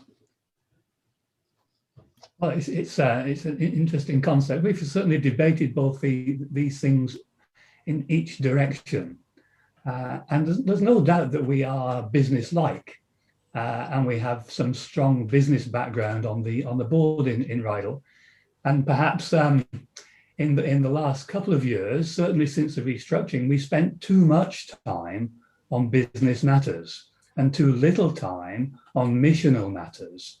And that was essential because financially Rydal did need to be turned around. So perhaps my comments need to be taken in the context of the time, because I think we need to shift our emphasis now away from spending all our time looking over the accounts, which we did in quite some detail, and I have good background in that, so I can speak personally. But also, but from that, just to look more at mission. And the time I spent with Chris and Shanti looking at mission really focused in my mind, and hopefully now in the rest of the board, the direction that we should be taking. We don't want to be a hotel with a Christian ethos. That isn't enough. We've rejected that model. But that doesn't mean to say we don't have to be a business. I thoroughly expect us to be a business, and I thoroughly expect us to make a surplus in coming years. That's our expectation. And you're absolutely right. In Amanda, we have a first-class GM, and she's doing a great job, and has been right at the heart of the turnaround that we have made so far. So business-wise, I think we're in sound shape. And I think I think as the board, we feel it's right that we do spend more time now on mission and why we are there. But thank you for those inputs. It's certainly relevant. Thanks, Peter.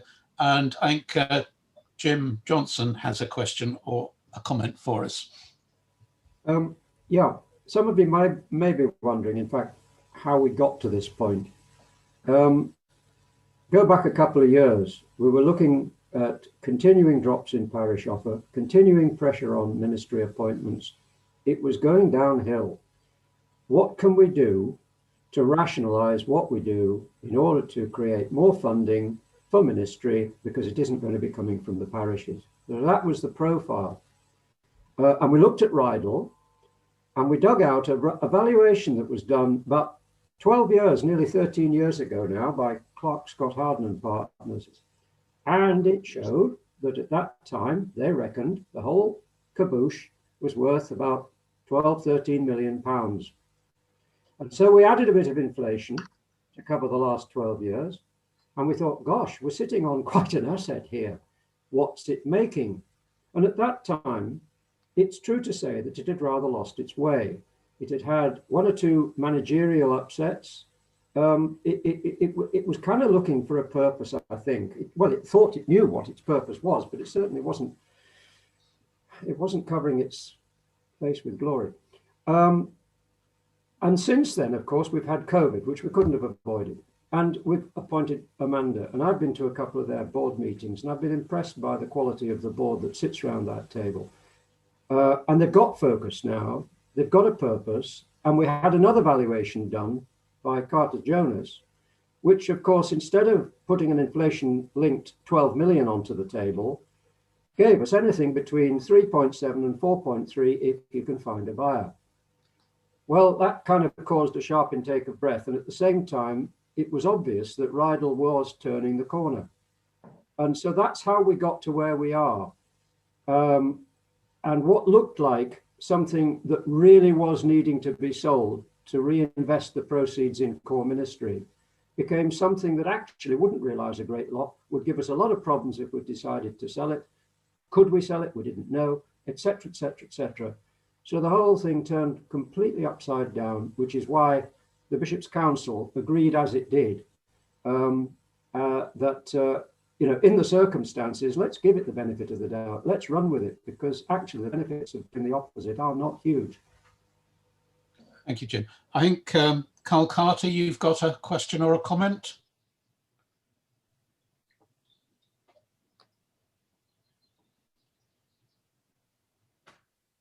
Yeah, thank you, Chairman. Right from the outset, can I say I'm totally supportive of retaining Rydal for the future. And I look at when I think of Rydal and look at Rydal, I think in my head of equating it to the National Health Service, and the clue is in the title, service. Yes, Rydal is an organisation that has to be run business-like, but not primarily as a business. The business of Rydal is growing disciples in line with our aims and objectives as the Church of Jesus here in this diocese and in the world. And many of us that have trained at Rydal over the years have the knowledge and the surety that Rydal's there as a place of refuge and of spiritual growth and encouragement. And to me, it's always been, because I've been going to Rydal since I was about 12 years old, when I was a server in Holy Trinity Church. And I've seen how Rydal has developed over the years. And Rydal has developed now to the point where I believe it's at a point of excellence in what it delivers as a Christian place of hospitality, of mission, of discipleship and growth. And as somebody has already said, if we sell it, it's like selling the family silver. What happens when that's gone? Somebody said it provides 1.3 stipendiary priests. Yeah, but for how long? We can never replace what we have at Rydal by going somewhere else. It is unique in this county and probably in the country. So I would support very much that we retain Rydal for the future. Thank you, Chairman. Thank you, Carl. I wonder if Richard Pratt, you would like to say anything at this stage? Chris, Nigel was indicating, I think. Oh, was he? Right. Thank you, Chair. Yes, I came from a diocese which addressed the same question about its retreat centre.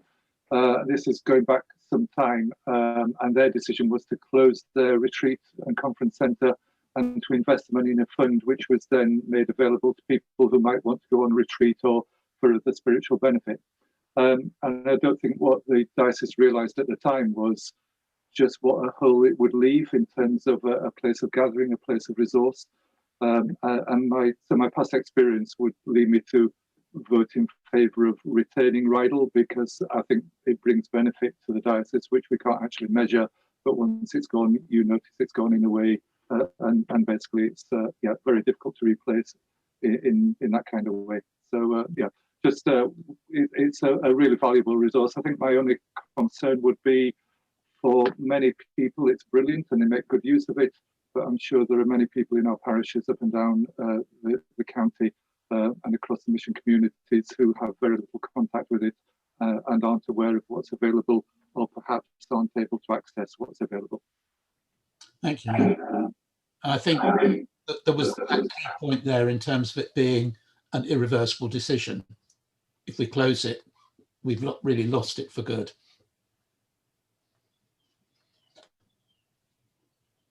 Richard, do you want to say anything at this point? Yes, I mean, can I sum up on behalf of the board? I'm the acting chair. So first of all, can I thank Peter for his work on the presentation and for his work with David and Shanti and Chris on the Rydal vision. And can I thank Derek for his presentation and of the Bishop's Council discussion. There's been quite a few comments backwards and forwards in the chat, and I dare say people have noticed that. I think most of them have already been responded to. I think the one or two points that I would like to pick up, I think it's fair to say actually that Rydal has always been run in a business-like way. There was a blip, and I'm not going to go back over the past, where the eye was off the ball in a number of different ways, and the responsibility lies all over the place for that. But Rydal, there was a period where Rydal was actually very successful financially, and nobody would have thought of selling it. And as a business, of course, there are times when things can go wrong, and as already been mentioned, the pandemic and the shutdown has affected almost every business that relies on the general public spending their money. It's only organisations that have received their money from the government that haven't been hit by the pandemic, of course. But those other businesses are determined to recover, and Rydal is determined to recover. And as Peter's mentioned, we've got a really good order book. We don't have reserves because we've handed them all back to the diocese over all the years that we've ever made a surplus, and also paid a rent. I think the one point I'd like to make about generally, and then a specific now. The general one is that I've heard it said by some people that Rydal is not our core business, and you can see the point of that, can't you? That the parishes and the churches are our core business, and the other stuff we do is not.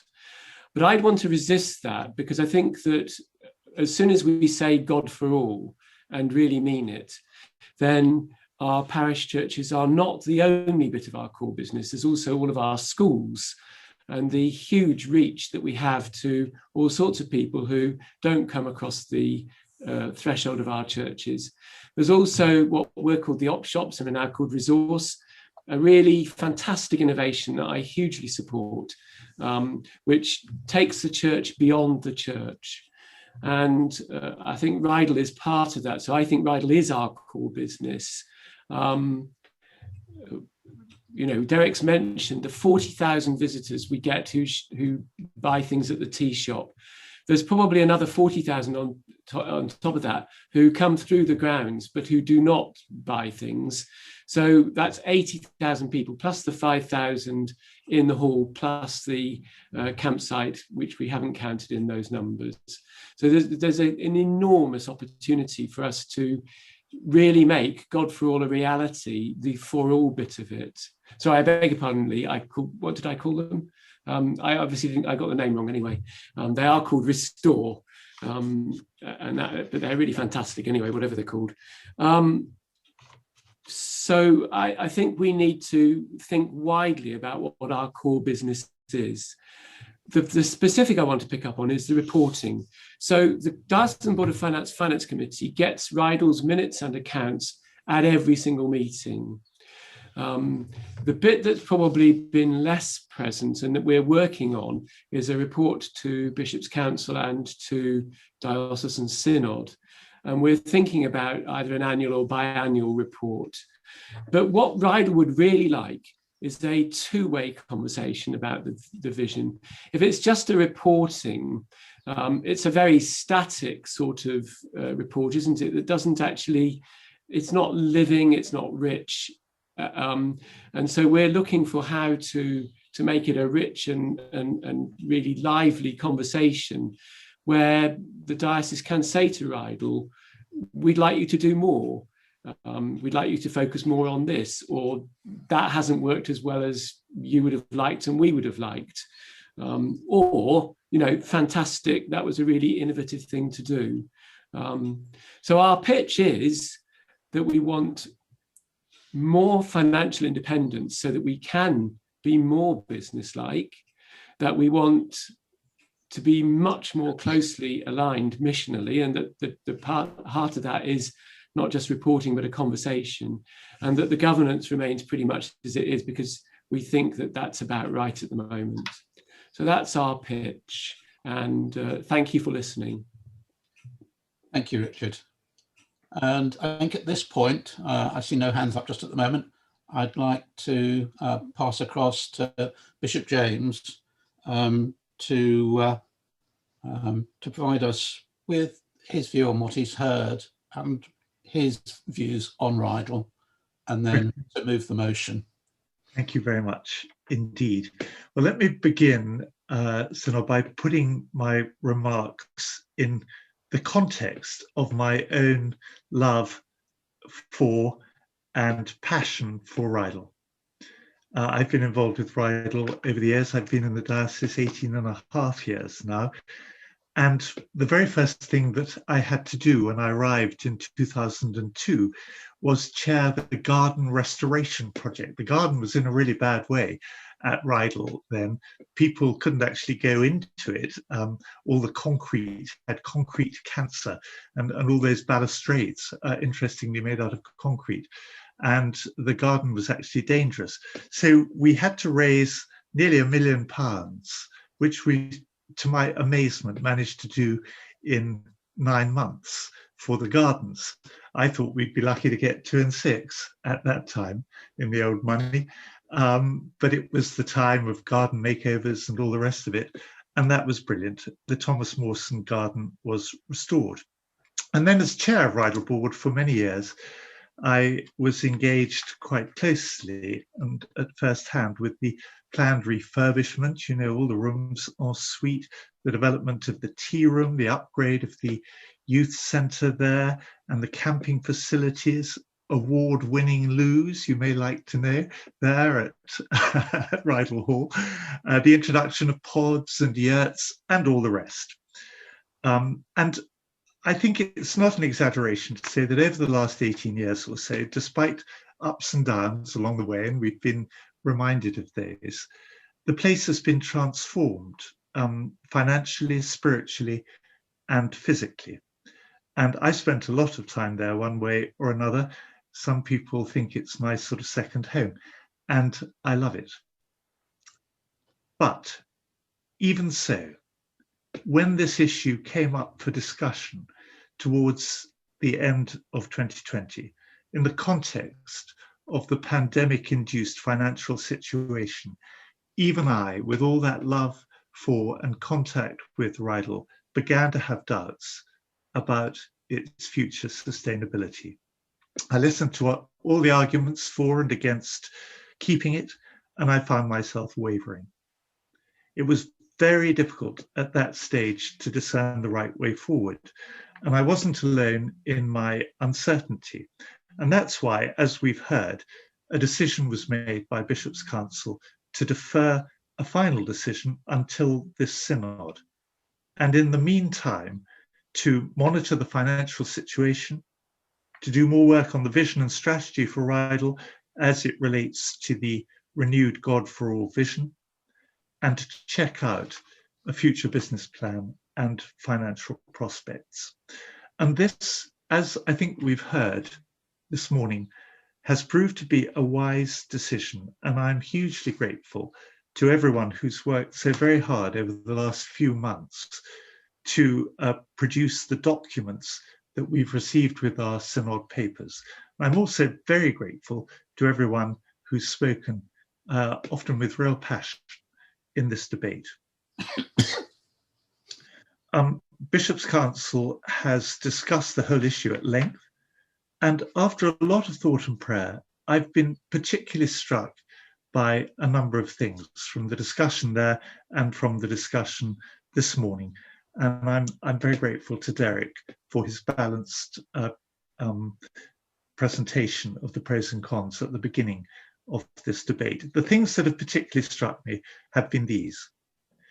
First, this is not the first time we've been here debating the future of Rydal Hall in my time in the diocese. In fact, it's the third time.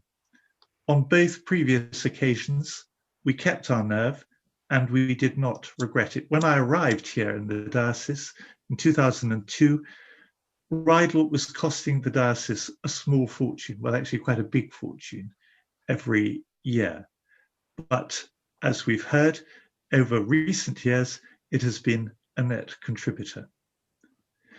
Second, I believe that Rydal really does have a significant part to play in working out and expressing our refreshed God for all strategy, where all, God for all, applies not only to the people in Cumbria, as Richard was saying earlier, but beyond as well. Peter Yates very helpfully reminded us this is not just a hotel with a Christian ethos. It is much, much more than that. And I'm really keen on the proposed work to strengthen the relationship and the accountabilities to the diocese in that respect. Third, we've been reminded that even if it were to be sold, there would be no benefit, and in the meantime, considerable potential loss, no benefit financially until 2025. We saw Derek's timescale up on the screen. In other words, this would not help us with our current financial difficulties. In fact, it would probably make them worse.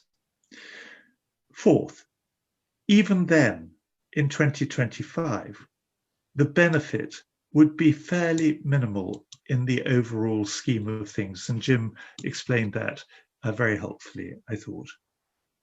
Fifth, once it's gone forever. Several people have made that point, and Nigel Beer very helpfully referred to that from his own experience in a previous diocese. We are one of the few dioceses that still have a centre of this kind. Sixth, there is a good business plan for the future, and we have a very committed, skilled and energetic board and management in Rydal. And I'm enthusiastic about the proposal by the Rydal board to become independent of the DBF. So from the DBF's point of view, we know that in future, it'll be up to Rydal rather than up to the DBF to make decisions of this kind.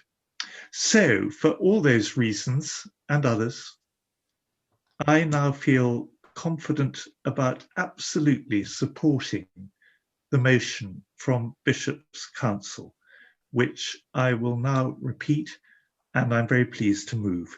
And it is that Rydal Hall is retained as part of the diocesan vision and strategy.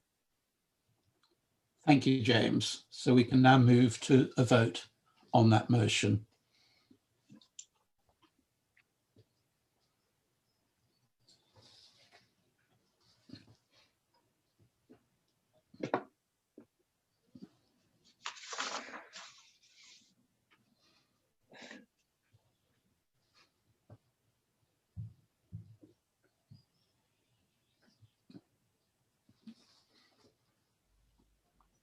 So I think we have there a very clear indication of the will of this synod.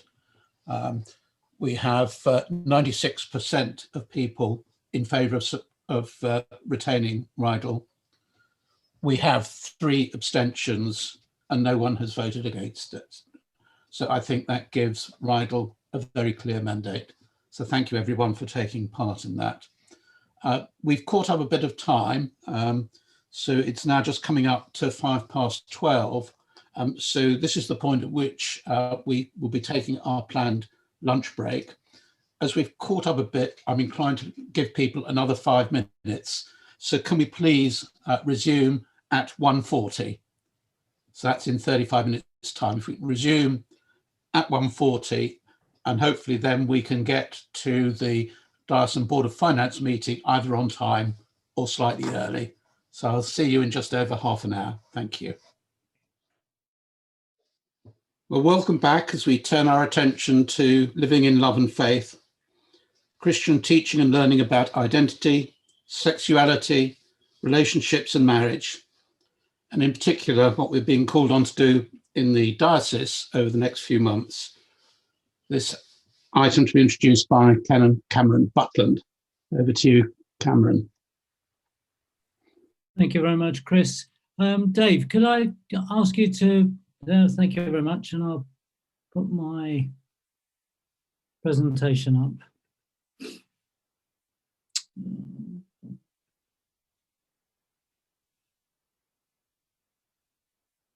Living in love and faith is something that has been talked about by the General Synod for the last 4 years, and as such, it's part of an ongoing process.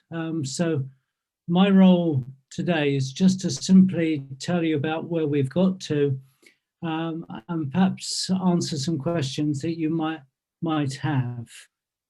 So I'm going to share my screen with you with some information. What I'll do is I'll give this to Kath after this brief item, and then you'll be able to look at this in more detail yourself. So living in faith and love, or love and faith,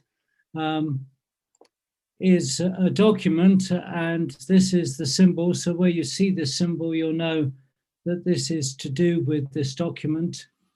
There is a resource book which goes with this.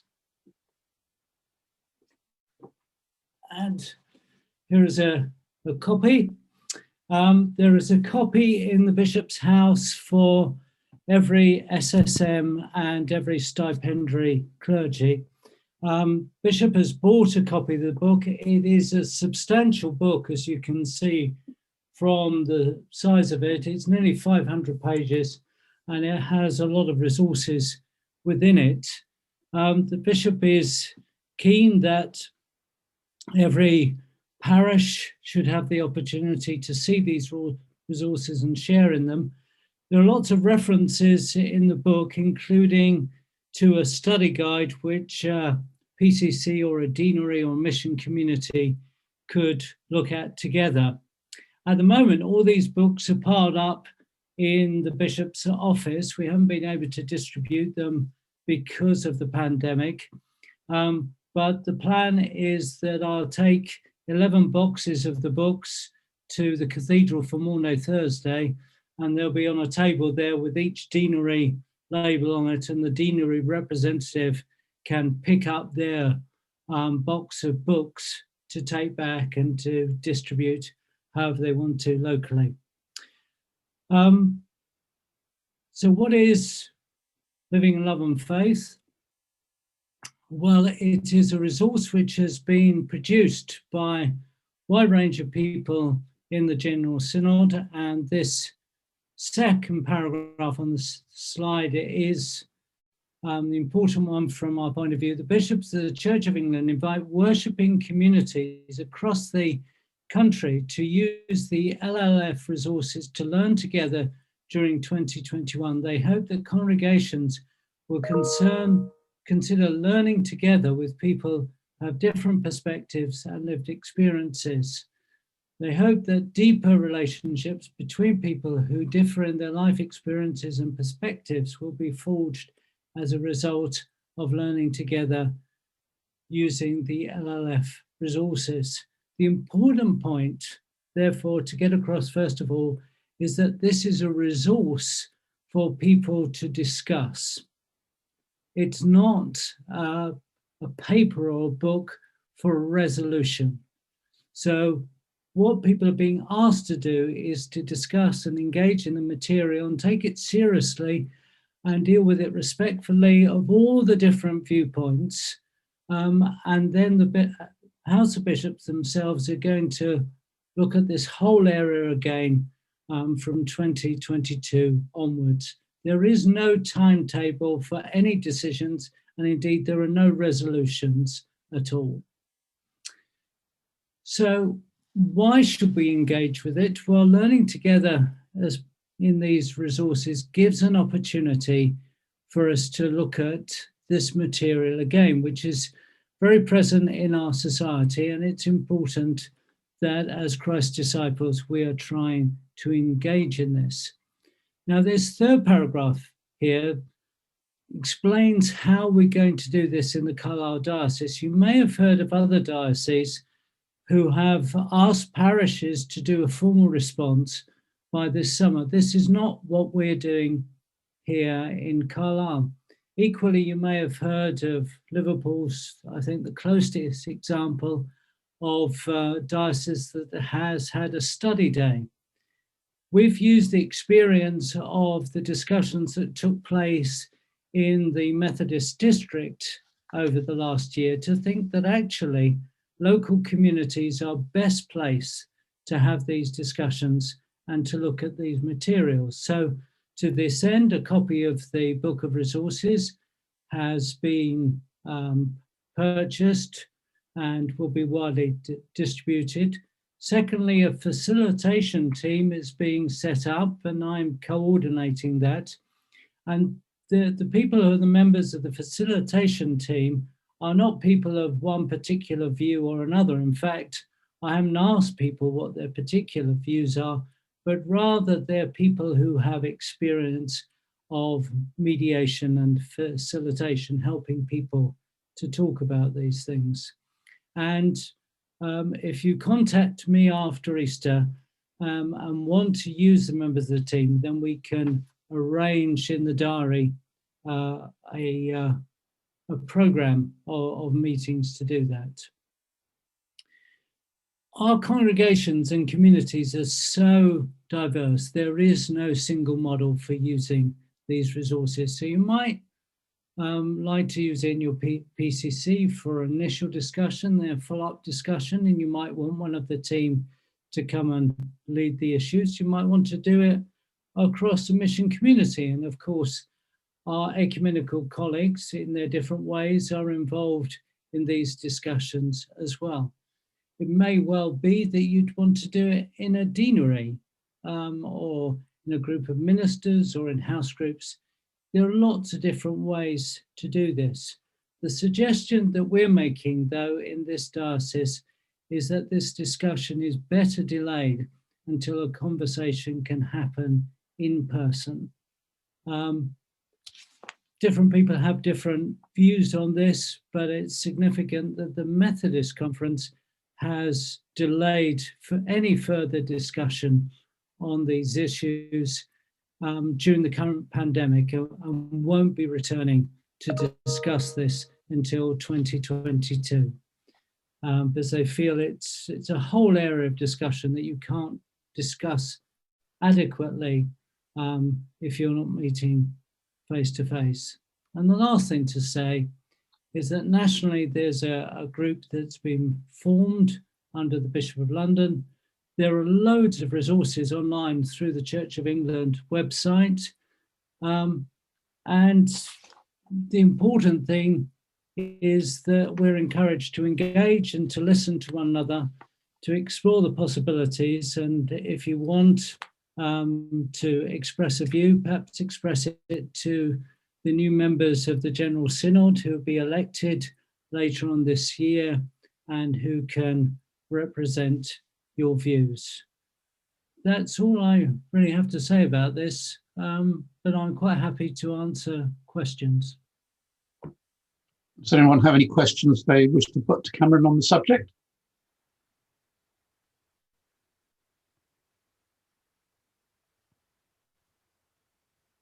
I see no hands up, so when we are able to enter into this process, I think it's one that we should all try and take really quite seriously in the way that it is actually intended. So it's very much about an open learning experience, learning from each other.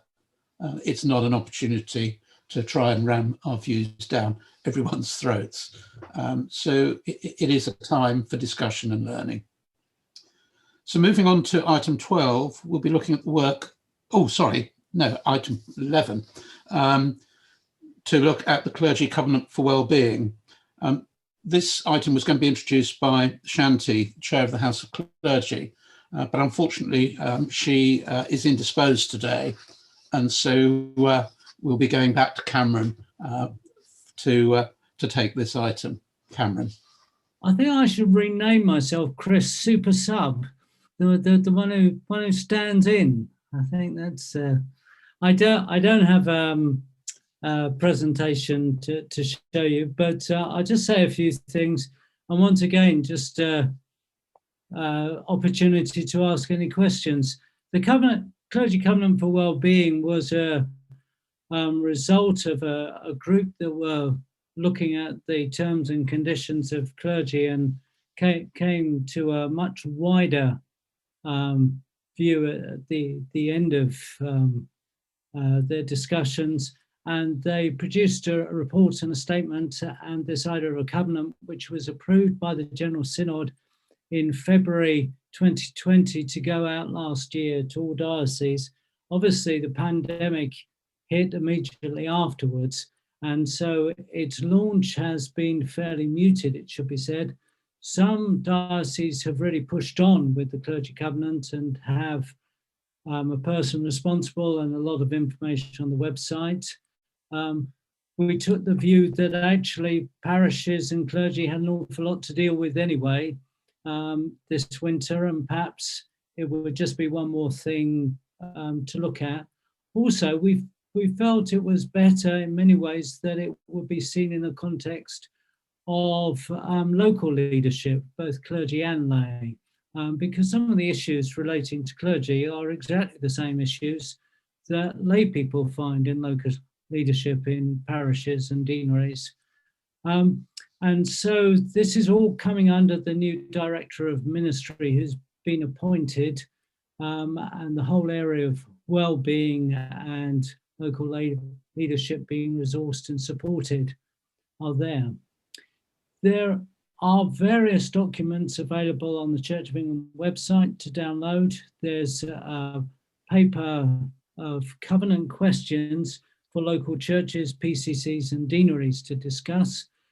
I'll send that to Kath as well, so that can go out with the minutes.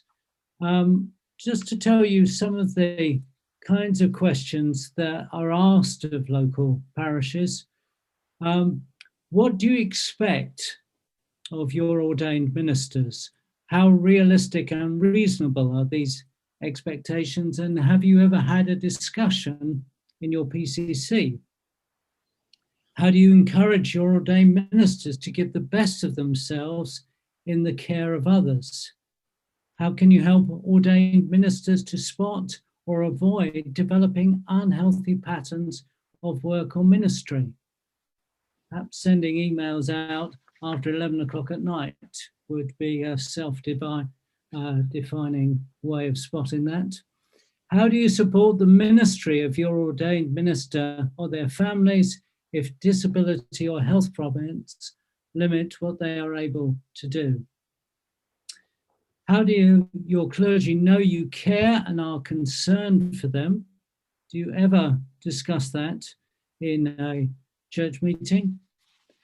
When you set local aims and plans, your mission action plan, do you include anything in that about the care and well-being of those who are going to lead those missions, both clergy and lay people? Do you know when your member of clergy have their annual ministry development review? And do you have an opportunity to feed into that? And how confident are you about talking to the clergy about their own personal well-being? So those are the kinds of questions, and this is the whole area of the covenant. We're going to talk about this with Shanti as Chair of the House of Clergy at a BLT on the 12th of April, and then we're going to roll out a lot more information for parishes and deaneries and encourage our ecumenical colleagues to join in these discussions as well, because they have different ways of caring for those in leadership. And in some ways we could learn a lot, especially from the pastoral care of Methodist ministers, I think, in terms of the Church of England. That's about all I've got to say, Chris. I'm sorry it's not a bit more coherent.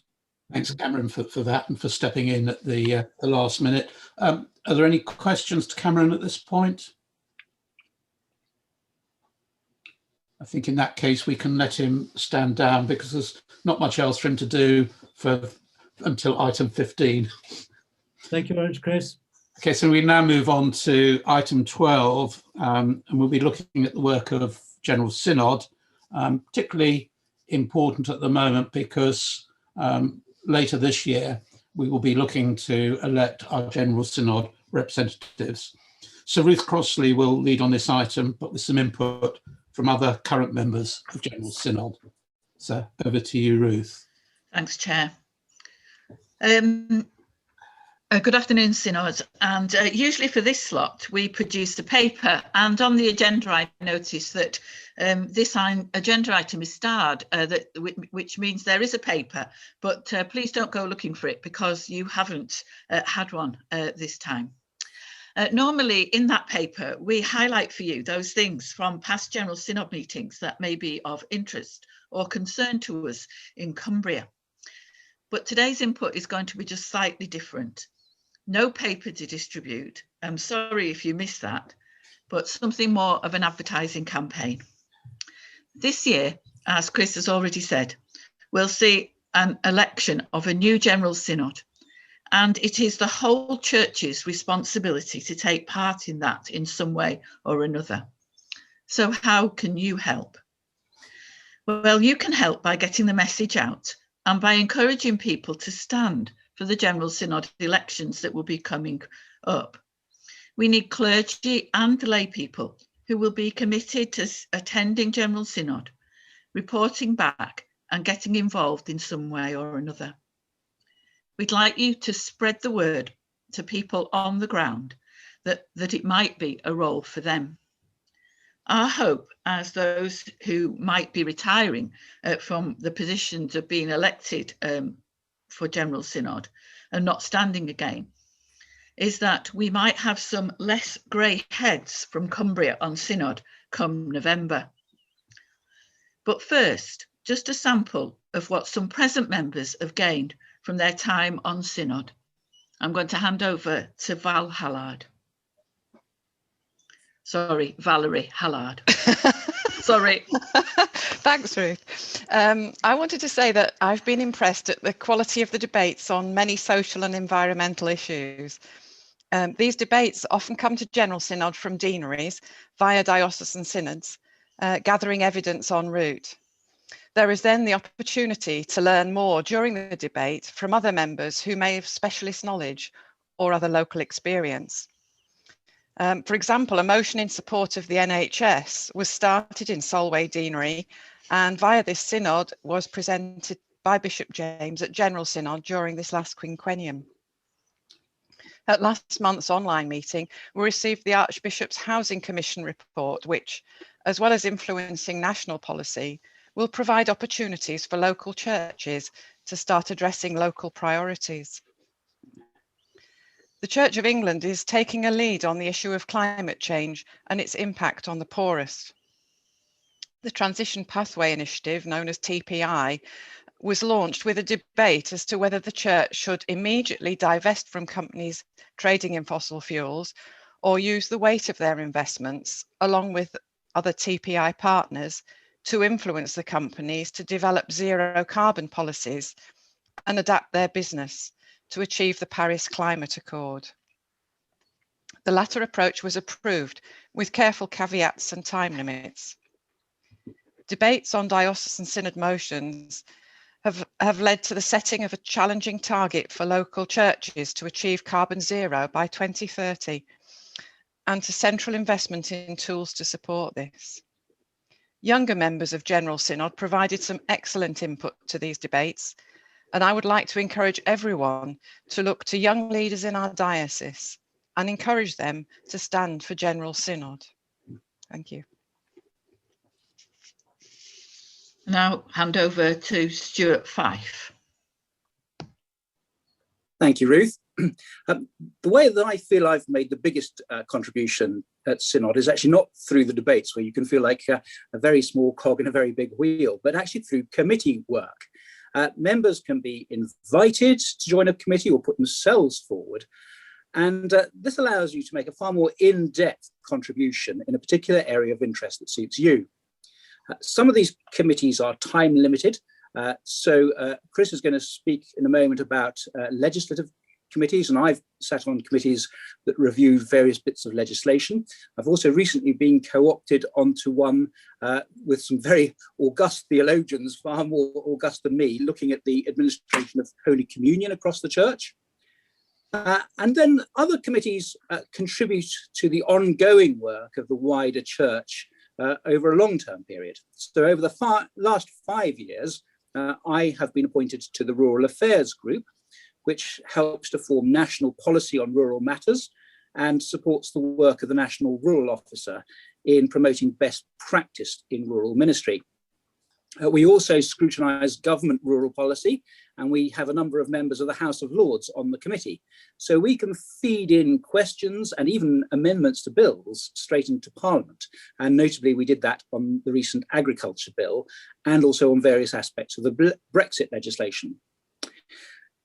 There's such a wide variety of these committees. So whatever your interest and passion, there is an opportunity to make a real and ongoing contribution to the life of the National Church by getting involved in a committee that suits your particular interest. Thank you, Ruth. I've found a great... Oh, sorry. Yeah. Off you go, Chris. I've found a great deal of satisfaction serving on General Synod, and particularly in the connections between the work of General Synod and what's happening in this diocese, and indeed on things like being able to move that bill on the NHS through into Synod. But one of the functions of Synod is, as a legislative body, our measures and rules, etc., they rank alongside the primary and secondary legislation enacted by Parliament and stand alongside it as part of the law of England. Everyone on General Synod plays a part in debating and approving such laws, but behind what happens in the chamber, there's a lot of work in committee, as Stuart was alluding to. And in the case of legislation, in the detailed drafting and amending of that legislation to make it fit for purpose. Over the last few years, there's been a real push to simplify the legislation and make it less of a burden. And to that end, I've been involved in the drafting and revision of a number of pieces of legislation, faculty jurisdiction rules, safeguarding legislation and clergy discipline, the mission and pastoral measure, the patronage measure, ecumenical relations, an important one to this diocese, and the church representation rules that govern what we do today, for example, and a number of others. That might make me a bit of a nerd, but it's been fascinating trying to make legislation fit for purpose and a bit less archaic. And also to think about the changes that we need here in Cumbria to help fit our new ways of working and slowly try and change the legislation to make it fit for purpose. So I've enjoyed my time. And now over to Jeff. Thank you, Chris. I'm talking about ecumenism within General Synod. In this diocese, we seek to bring ecumenism to an operational reality. And I've found that while General Synod is the governing body of the Church of England, it's hugely enriched by a much wider ecumenical dimension than we're able to experience easily in Cumbria. We're regularly addressed by primates from the wider Anglican communion and leaders of other churches. And these give us fascinating insights into the life of our church and our Christian faith. The opportunity to discuss issues with the ecumenical representatives who attend and speak at Synod is very valuable. And I've found it has broadened my mind considerably. One example of this, which always comes to my mind, was in my early time 10 years ago in Synod, was a group of sessions in February 2011. And we discussed Mary, Grace and Hope in Christ, a report from the Anglican Roman Catholic International Commission, ARCIC 2, and comments from ecumenical speakers were enlightening as to how other denominations regard the Mother of Jesus. It was Archbishop Angelos from the Coptic Christian Church who made me sit up and think. Their perspective of Mary, he said, was quite different from many others because that church had no doctrine of original sin. And that held me to be challenged quite differently. If you take the opportunity to become a member of General Synod, then be prepared to be excited and challenged by the ideas and perspectives of our ecumenical brothers and sisters in a way that you may not have experienced before. Thank you. Back to you, Ruth. Thanks very much, Jeff. So thank you to my colleagues for all your different insights. I was wondering what the main skill of a Synod member might be. You might think that you need an in-depth knowledge of the church structures and legislation. You would be wrong. You might think you need an ability to debate eloquently on any or every issue that comes before Synod. You would be wrong. You might think it would be someone who is desperate to get a particular issue through Synod or not through Synod. You would be wrong. But each and every one of those skills or reasons might be valid. But my reflection on my short time in Synod is that one of the best skills to bring is to have the ability to listen. Not just because there's lots of talking that goes on, and there is, but because it's by listening to the various views and experiences and information that is shared that you can broaden your mind and your views and come to a decision when decisions need to be made. It's by listening that we begin to understand the other, the one who has different views or experiences from us. So for me, it's been listening and then making decisions to vote when asked to do so that I think is one of the most important roles of a General Synod member. All the other skills may develop and grow as you experience Synod. But for now, friends of this Diocesan Synod, please do encourage throughout all your church networks, lay and clergy, to think about standing for General Synod in the upcoming elections.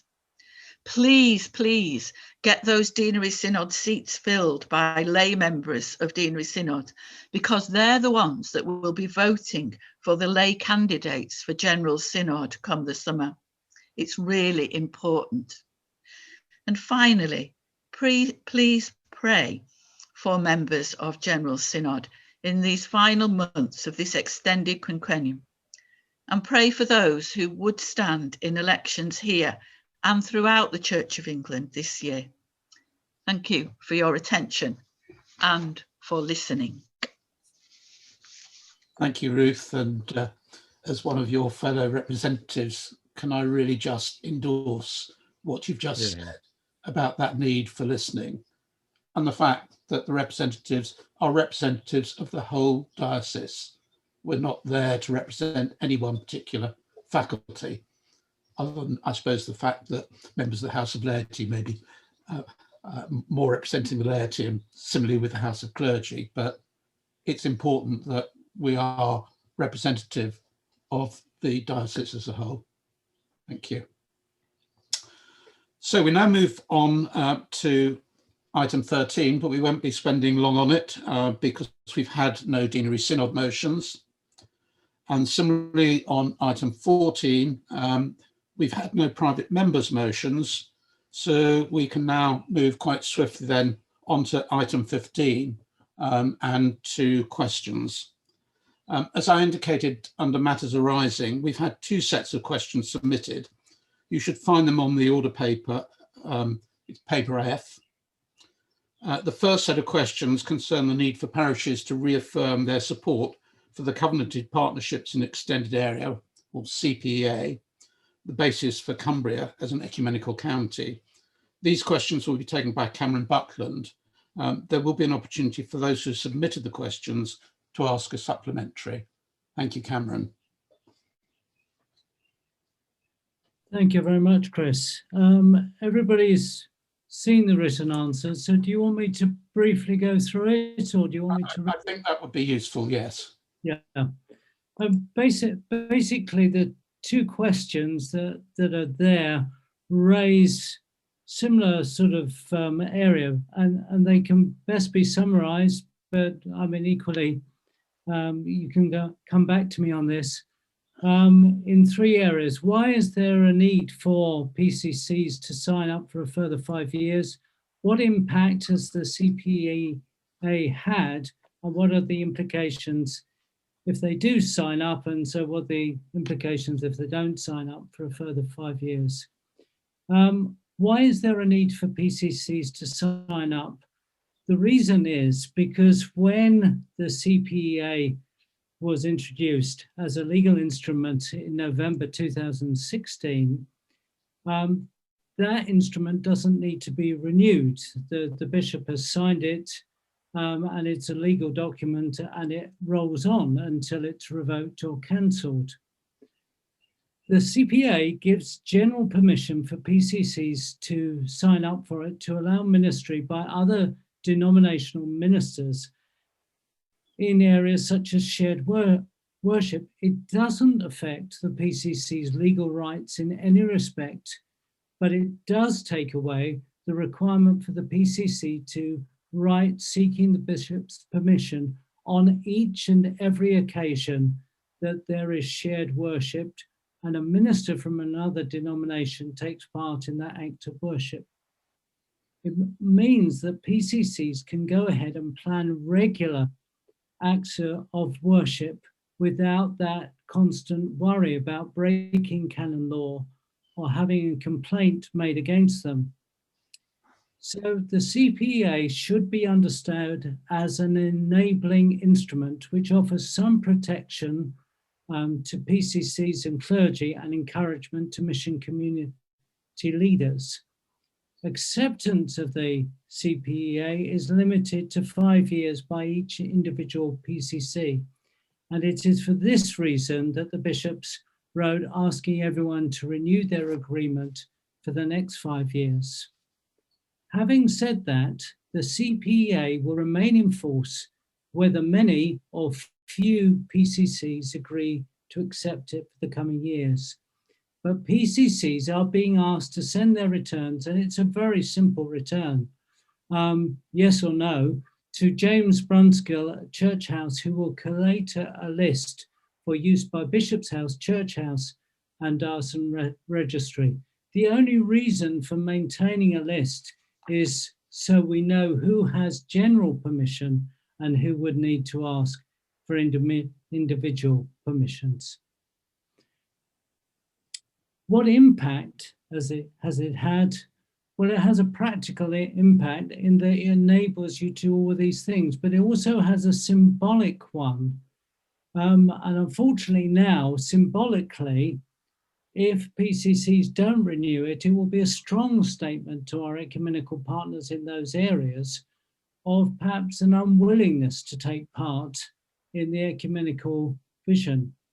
But by reaffirming and by accepting it for another 5 years, that will be a positive symbolic statement of our willingness to work together in a mission community. The CPA doesn't develop, it's a legal instrument, but to see the impact that it has, you simply have to go back through the Synod reports over the last five years to see the way the whole God for All programme and now the ecumenical vision has developed. What are the implications for PCCs if they do sign up? Well, you can only answer that yourself. If you are presently supportive of your mission community, sharing ministry and mission on a regular basis, then each PCC will need to plan how this can be done legally without the CPA.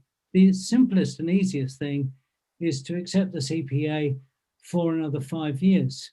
It's designed to benefit PCCs in sharing mission and ministry locally. It has no other purpose. And therefore, the issues mentioned in the question about appointments isn't relevant. It isn't covered by the CPA. Signing up to the CPA doesn't affect the PCC's legal rights with appointments.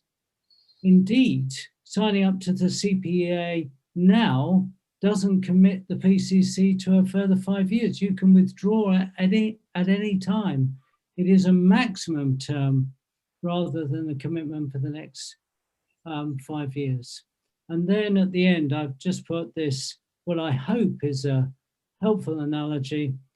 It's like having a car and having the car maintained and putting fuel in the car and paying your tax and everything else. But you can't drive that car anywhere without an MOT certificate.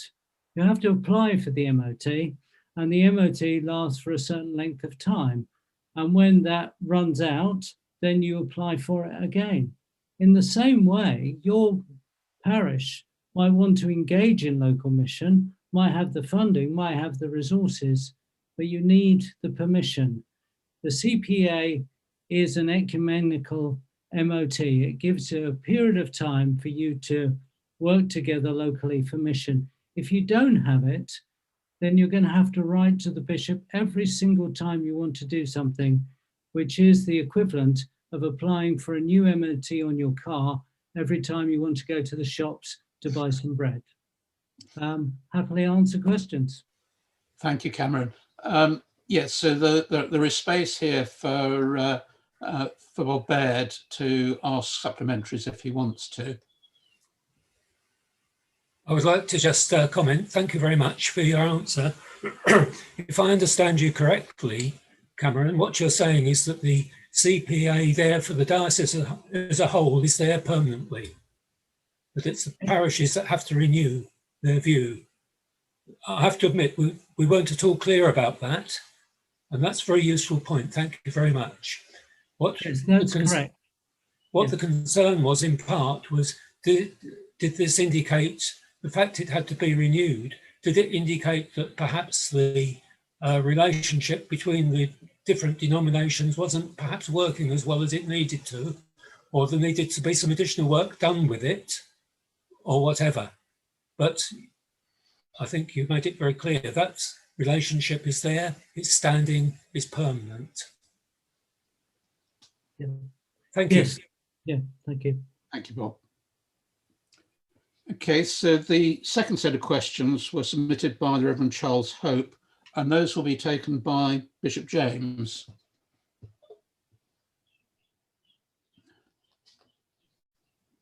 Thank you very much indeed. Can I start by saying thank you very much to Charles for these questions? They're very important ones, and I know they're expressing the questions that a number of people are asking, not just Charles himself. And I'll respond to each of them in turn, but I want to start by saying that our God for All vision and strategy is primarily one of growth. We are looking for growth, not just decline. And we do believe very strongly that we can see growth in each of those 4 themes that are contained in the vision.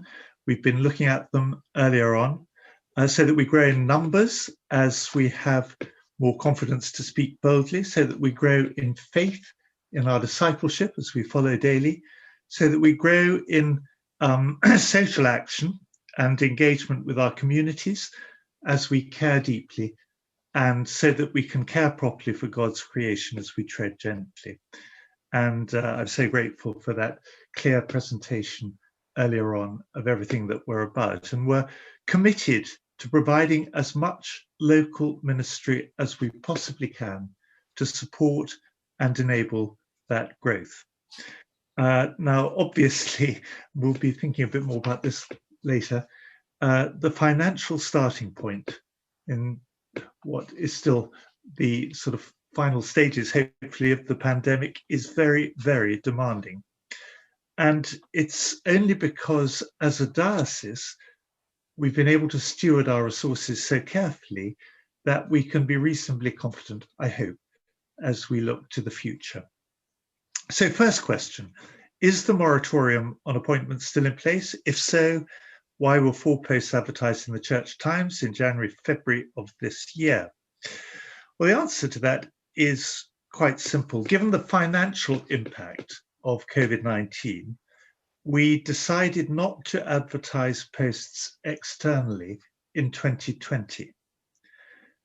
In this year, 2021, we are very carefully monitoring our expenditure to identify what scope we have to fill vacancies as they crop up, while continuing to manage our expenditure within the constraints of the diocesan budget that was agreed by this synod in October. And our latest projections for the year show there is now some scope to make appointments that accounts for those house for duty posts, actually, which have been on the books for in one case for the last 4 years. So it's not exactly a new appointment that we're advertising. The pioneer post that was advertised this year is funded entirely by a strategic development fund grant from the church commissioners. It can be filled without creating any additional financial pressure. It's not part of that budget. And the Director of Ministerial Development post, which I think is probably the one that people were most intrigued or surprised by, was created as part of the major restructuring of church house staff, which has been going on over the last month or two. And that Director of Ministerial Development will be responsible for a whole number of areas of work, and they include curate training, lay training, continued ministerial development for clergy, and so on and so on, and mission community development that were previously undertaken by roles that don't actually exist any longer. The role was advertised externally only after an internal recruitment exercise had taken place but didn't result in an appointment. And that post is within the budget for the restructured staffing structure, and the restructuring has generated very substantial savings for the diocesan budget. So that was the first question. Second question, and each vacancy as it comes up is very carefully considered according to a whole series of criteria as to whether or not it can be filled and whether or not it can be advertised. Second question, where did the strategic and management responsibility and decision for the redundancy proceedings, new staffing structure and new staff appointments lie? Answer is that the financial planning task group, specially set up group, that you may recall reported to this synod last October, recommended that church house should be restructured as part of the savings that were being recommended as our response to the financial pressures that were caused by COVID-19. And the group made recommendations for priorities for work areas in the future. And the whole diocesan budget was based on implementing those recommendations and achieving the savings that were part of them. Following the approval of the budget, the detailed design and management of the restructuring, based on the task group's recommendations in support of the new vision and strategy, the God for All vision and strategy, was an operational matter. It was undertaken by bishop staff and officers from the DBF, reporting to the DBF trustees and directors. And the overall result of all that was, sadly, a number of redundancies, but the whole process did achieve the savings that were required and has created the new organizational structure, which is able to address the priorities that were established. And the role of Director of Ministry Development was part of that process. And I'm really desperately sorry that following the restructure, some staff either chose to move on or had to be made redundant. And I want to say how grateful we are to them, how sad to lose them for everything that they've done and achieved in recent years. Third question. Is the commitment of 72 stipendiary parochial posts made at the last synod still sustainable in 21-22? I think we're all clear that the diocesan budget for 2021 for this year prioritized spending on local ministry. We were quite clear that that was our top priority. It allowed for 72 stipendiary posts in mission communities, together with network youth church leaders, and curates in training. In other words, it doesn't include all those numbers. The budget is based on the offers that were made in September last year towards the costs of local ministry. And our latest projections show that we are on track to achieve that budget, although there are lots of uncertainties around, and I hardly need to say that to members of this synod, especially in relation to local church finances, given the ongoing lockdown and so on. And basically, we're continuing to monitor the situation, and we're determined to manage within the agreed budget. For next year, 2022, we're beginning to draw up the budget. We're doing a lot of consultation. Some of the savings that we made last year and are making this year can't be repeated. Those include savings, for instance, in the housing budget. And that means that we are under quite a lot of financial pressure.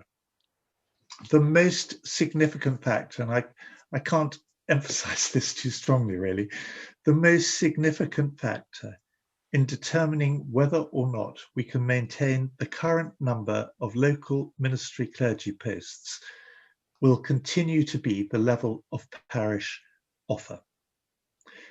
If parish offer returns to the level where it was before COVID, we'll be able to afford something very close to the current number of posts.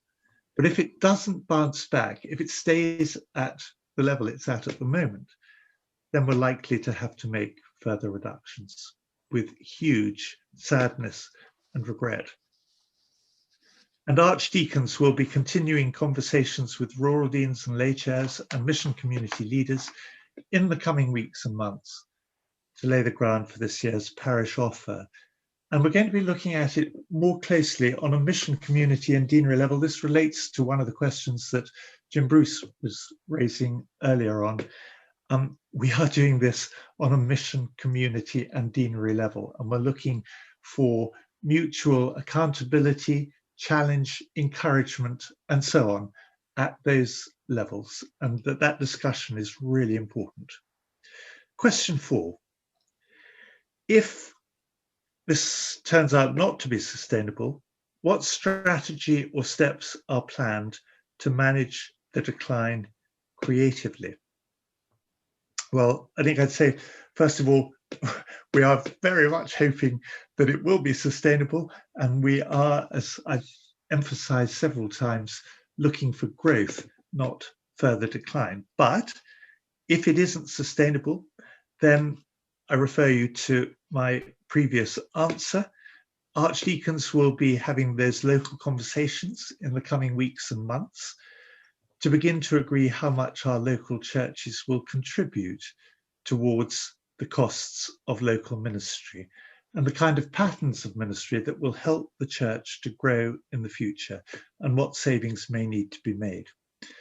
And I think everybody's aware, and we've discussed this often, and it's really important, that in recent years, local ministry has become increasingly diverse. Not just stipendiary clergy, it's full-time stipendiary clergy roles, plus a whole range of other posts. And those include roles that are jointly funded with our ecumenical colleagues. We're beginning to get a growing number of those, really exciting. Part-time and self-supporting stipendiary posts, pioneer ministers, network youth church leaders, mission community administrators, and of course, a large number of lay leaders of fresh expressions of church. And that was one of the reasons why, right at the beginning of this synod meeting, I mentioned the possibility of co-opting some people from our fresh expressions of church. The role of stipendiary clergy has been changing over many, many years now to involve much more oversight and discernment of gifts and building of teams and leading in mission. It's a much more episcopal role. And as somebody said, bishops are having to become more apostolic, clergy are becoming more episcopal, and everybody else is the priesthood of all believers. And I think those changes will become more embedded as time goes on, and the mix of roles will continue to develop as the church itself evolves and grows. And how that all works out locally in your mission community will vary. We've been talking a lot about flexibility. We talked about the way in which the whole vision, the God for all vision, will be worked out differently, and how mission communities will look a little different from place to place. It will be for local people and leaders to work with Bishop Emma and I, and with the archdeacons, the strategy development officers, to agree what is appropriate and what is affordable in their particular contexts, as we seek God's will together in our work to build his kingdom in Cumbria, and as we were reminded with our vision, to release the whole people of God for the whole mission of God for the transformation of our county. Thank you. Thank you, James. Charles, do you have any supplementary questions, given the answer that you've just heard from John? Sorry, yes, I do. I don't know if anybody else is allowed supplementary questions or if it's just me. I was thinking of it just being you. Okay. Well, first of all, Bishop James, I've got it, one question. In order for the 72 stipendiary clergy posts to be sustained in 2022-23 onwards, how much does the 2022 offer have to rise when compared to the 2021 offer? Thank you very much. That's a very interesting question. It's actually slightly more complicated than it may sound.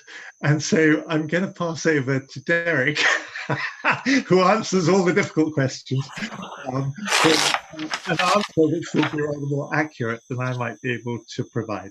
I did warn Derek that I would be asking that supplementary. Yeah, we discussed it. Okay. Yeah, on the face of it, it's quite a simple question, but I don't think a simple answer actually does justice to the situation. I mean, if you look at it in crude terms, the offer for 2021 is £600,000 less than the offer for 2019. So that's about a 14% reduction. Now, we've made savings and worked hard to increase our income through 2020 and 2021. So we don't actually need 14% more in 2022 because we've done other things that compensate. If you want a crude number, which I'm then going to qualify, if every church gave 5% more in 2022 than it offered in 2021, then we would have the same amount of purchasing power, if you like, overall. But I don't think that 5% figure is actually a helpful one, because we know that the reductions or not reductions in the COVID situation are very different from one parish or church to the next. So just saying, well, if everyone gave 5% more, it'd be okay, misses the point that there are quite a lot of churches that really, really worked hard to be generous in 2020 and in their offers for 2021. So expecting them to come up with another 5% is probably quite unrealistic. Whereas churches who were conservative and cautious about the impact of COVID and reduced their offers for 2021 might actually have quite a lot of scope to offer more than a 5% increase for 2022. So I just want to emphasize that the 5% is an overall average figure, but not one that I would expect to be applied across the piece.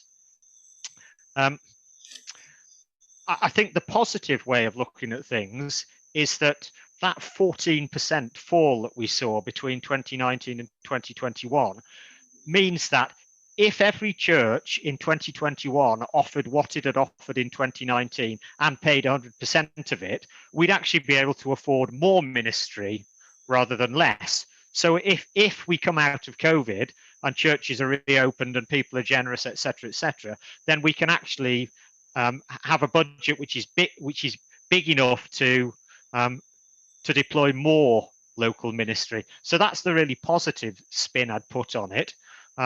So it's sort of a 5% increase would enable us to sort of hold our ground. More than that, and we'll actually be able to increase, because the other bit in the equation is the other savings and extra income that we've generated sort of alongside what we've been doing the last few years. So I hope that answers the question fairly straightforwardly, Charles, but without it being too simplistic. That's a very helpful answer. Thank you. Could I ask a supplementary to the first question, Bishop James? You said the pioneer ministers are funded by the Strategic Development Fund, and I notice on the staffing plan for church house staffing for all the diocesan staff, it very helpfully colours in who is funded by the Strategic Development Fund monies. Can I assume, or could you explain what happens at the end of SDF funding? Are all those post holders made redundant automatically because they won't be part of the core diocesan budget, or are there plans for them to be made part of the diocesan budget? That is a very good question. Sorry. Which I'm also going to pass over to Derek, if I may. Sorry, I didn't alert you to that one. I think that the first thing to say is we don't have a diocesan budget for 2025 onwards. We don't actually yet have a diocesan budget for 2022 to 2025. So what I'm going to say, is that nothing is in the budget for 2025 and beyond, because we don't have a budget for 2025 and beyond. The two key points, I guess, are one, when we introduced Network Youth Church, we primed it with funding other than parish offer, if you like. And as time has gone on, the Network Youth Church posts have become mainstream, so that they just become part of the local ministry budget. The pioneer roles could come into that category when the grant funding runs out, but that would only be the case if people locally decide that they want to have those roles. So a lot of it is about these conversations. What ministry do we want to deploy? How much does it cost, and where does the money come from, and how much can the local church contribute? So there's quite a lot of process to go through between now and 2025. The third point to make is that we've built in to the role descriptions and the work plan for these posts the need for them to become substantially self-funded.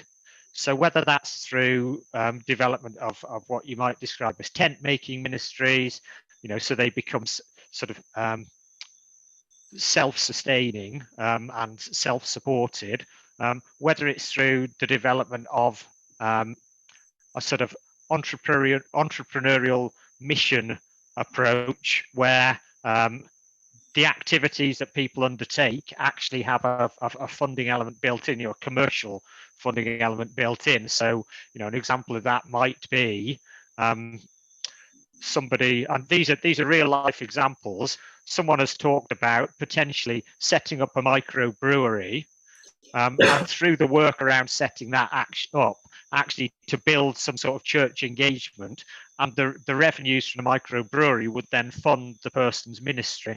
I mean, that's quite an esoteric example, but it is one that's being thought about.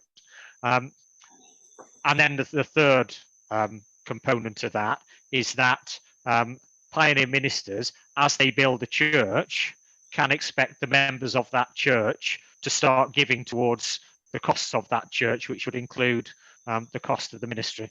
So in a nutshell, there are some plans to try to ensure as much self-sustainability in those pioneer roles, rather than expect them to be funded elsewhere.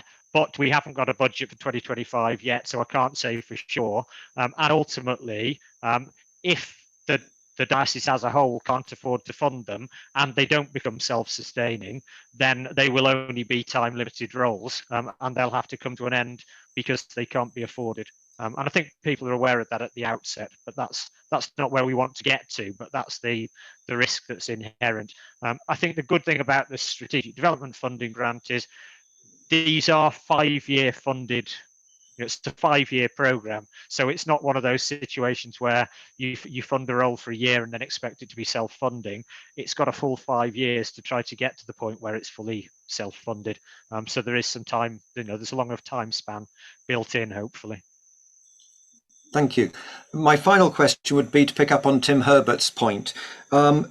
Bishop James, in your answer to question 2, you make a distinction between operational and strategic decisions.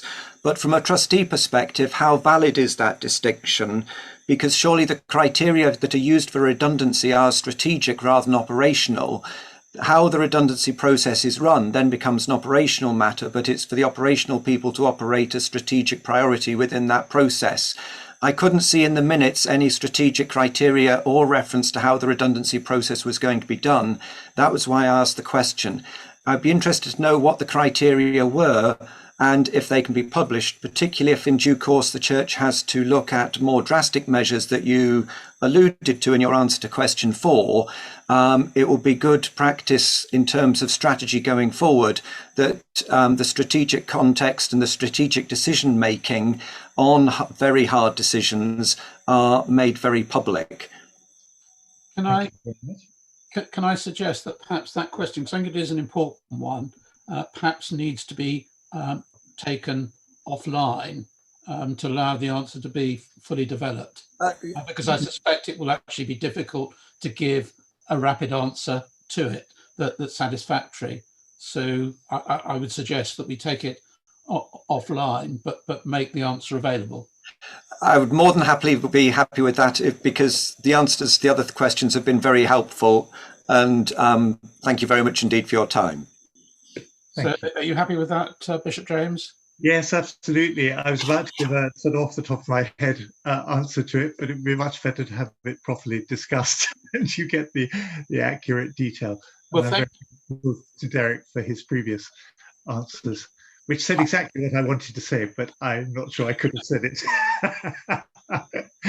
Well, thank you for the questions, and thank you to those who responded to them. So that brings to the end the business of the Diocesan Synod itself, and we now switch to meeting as members of the Diocesan Board of Finance. But before we do, can I just very briefly give a vote of thanks to both Kath Bell and Dave Roberts for their work in running this synod, because it's a fairly complex thing to do. It takes quite a lot of preparation, and I think they've done it superbly well. So thank you both. And at this point, I can therefore hand over to Jim Johnson, Chair of the Diocesan Board of Finance, for the remaining business.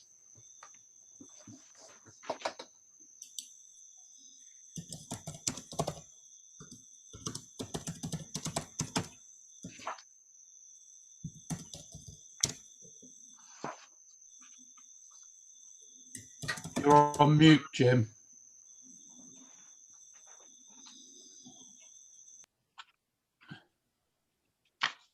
Jim, you're on mute. Thank you. Yeah, basically what I was doing was saying thank you very much to everybody who has managed to stay with us up to now. And it's a privilege to be chair of the DBF. It's only possible to do the job effectively with a very competent board of trustees around me. And so I pay tribute to them. We've got a really good group, mix of skills, just what's needed. And also we are extremely well served in information flow through really comprehensive, reliable documentation from our management team. So a big thank you to the Church House staff, particularly obviously Derek and to Rick on the financial side, but to Neil and others, and Ali on the personnel side and the property side. And I don't want us to minimize their value to what we're about to do as a presentation here and to the general work of Church House, which can very often be wiped under the carpet as, oh, well, that's admin. But without admin, a lot of things really would not be happening that are. So that's that. Let's set the scene, because I'm going to be bookending a presentation from Derek, which is an adaptation of a presentation he made to the Bishops' Council a couple of weeks ago, which incorporates 2020, 2021, how we're doing, and 2022, what it might look like. Best, worst, middle scenario options. That covers a lot of the points that have already been made in the meeting, but in more detail. So how did we get to where we are? Well, last October, you approved a 2021 budget, but that was very provisional. COVID was still with us. And so it was a question of suck it and see, let's see what happens in the next few months, and let's come back and report in March as to how we're going against that. But the underlying driver of all this goes back to 2009. And in 2009, parish offers were introduced and produced nearly £5 million in paid offers, which was 98% of what had been offered, but 98% is jolly good. That was £5 million. And that is a long time ago, isn't it? 12 years ago. And in that 12 years, inflation has taken nearly 40% off the spending power of those £5 million. So we would now need nearly £7 million to equate to the spending that was needed to break even in 2009. But actually, we're down to nearly 4 million. 4.3 in 2020, probably 4 million in 2021, which leaves a very big gap. Now, obviously, ministry costs have been reducing during that time in terms of numbers of posts, but it hasn't been a deliberate policy to reduce ministry. It's been occasioned by the fact that our core income from parish offer has been dropping. Now, I'm not blaming anybody for that. There's no suggestion of attribution of responsibility for that, but it's a fact we've had to deal with. So our core income has been dropping, therefore our ability to spend has been dropping. Where do we spend our money? We spend it on the priorities that the Bishops' Council agrees. And they have those priorities endorsed by you, the members of the Diocesan Board of Synod, when you approve the budgets. So we provide the resources that are available, that we think are going to be available, and the decisions as to where those resources are applied is a very democratically agreed process. And so, having said all that, Derek is now going to tell us how we got on last year, how we think we're going to get on this year, and his crystal ball is going to tell us what might be happening in 2022. Over to you, Derek.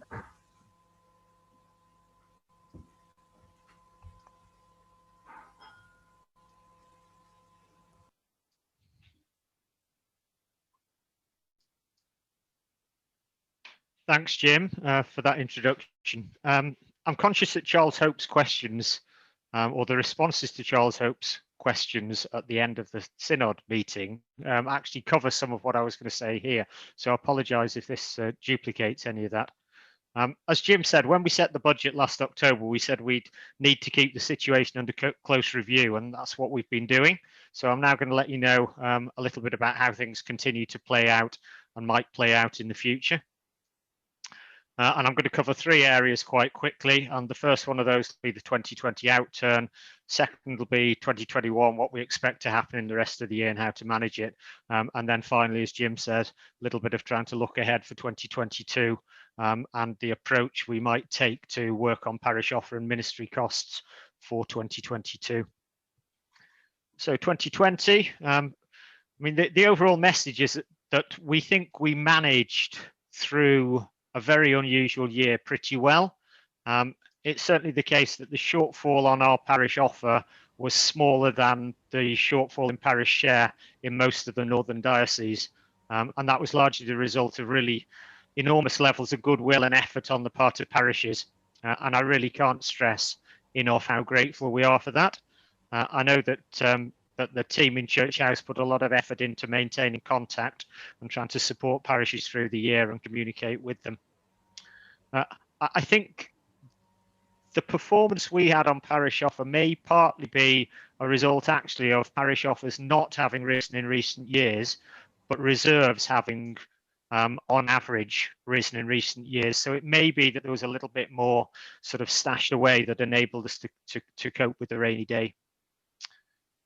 In 2020, we made a lot of made big substantial savings, probably the best part of £1 million. And on the slide, you can see particular areas in that respect were the extent to which we furloughed staff, deferring quinquennial housing works, and saving on some of the project costs associated with implementing God for All.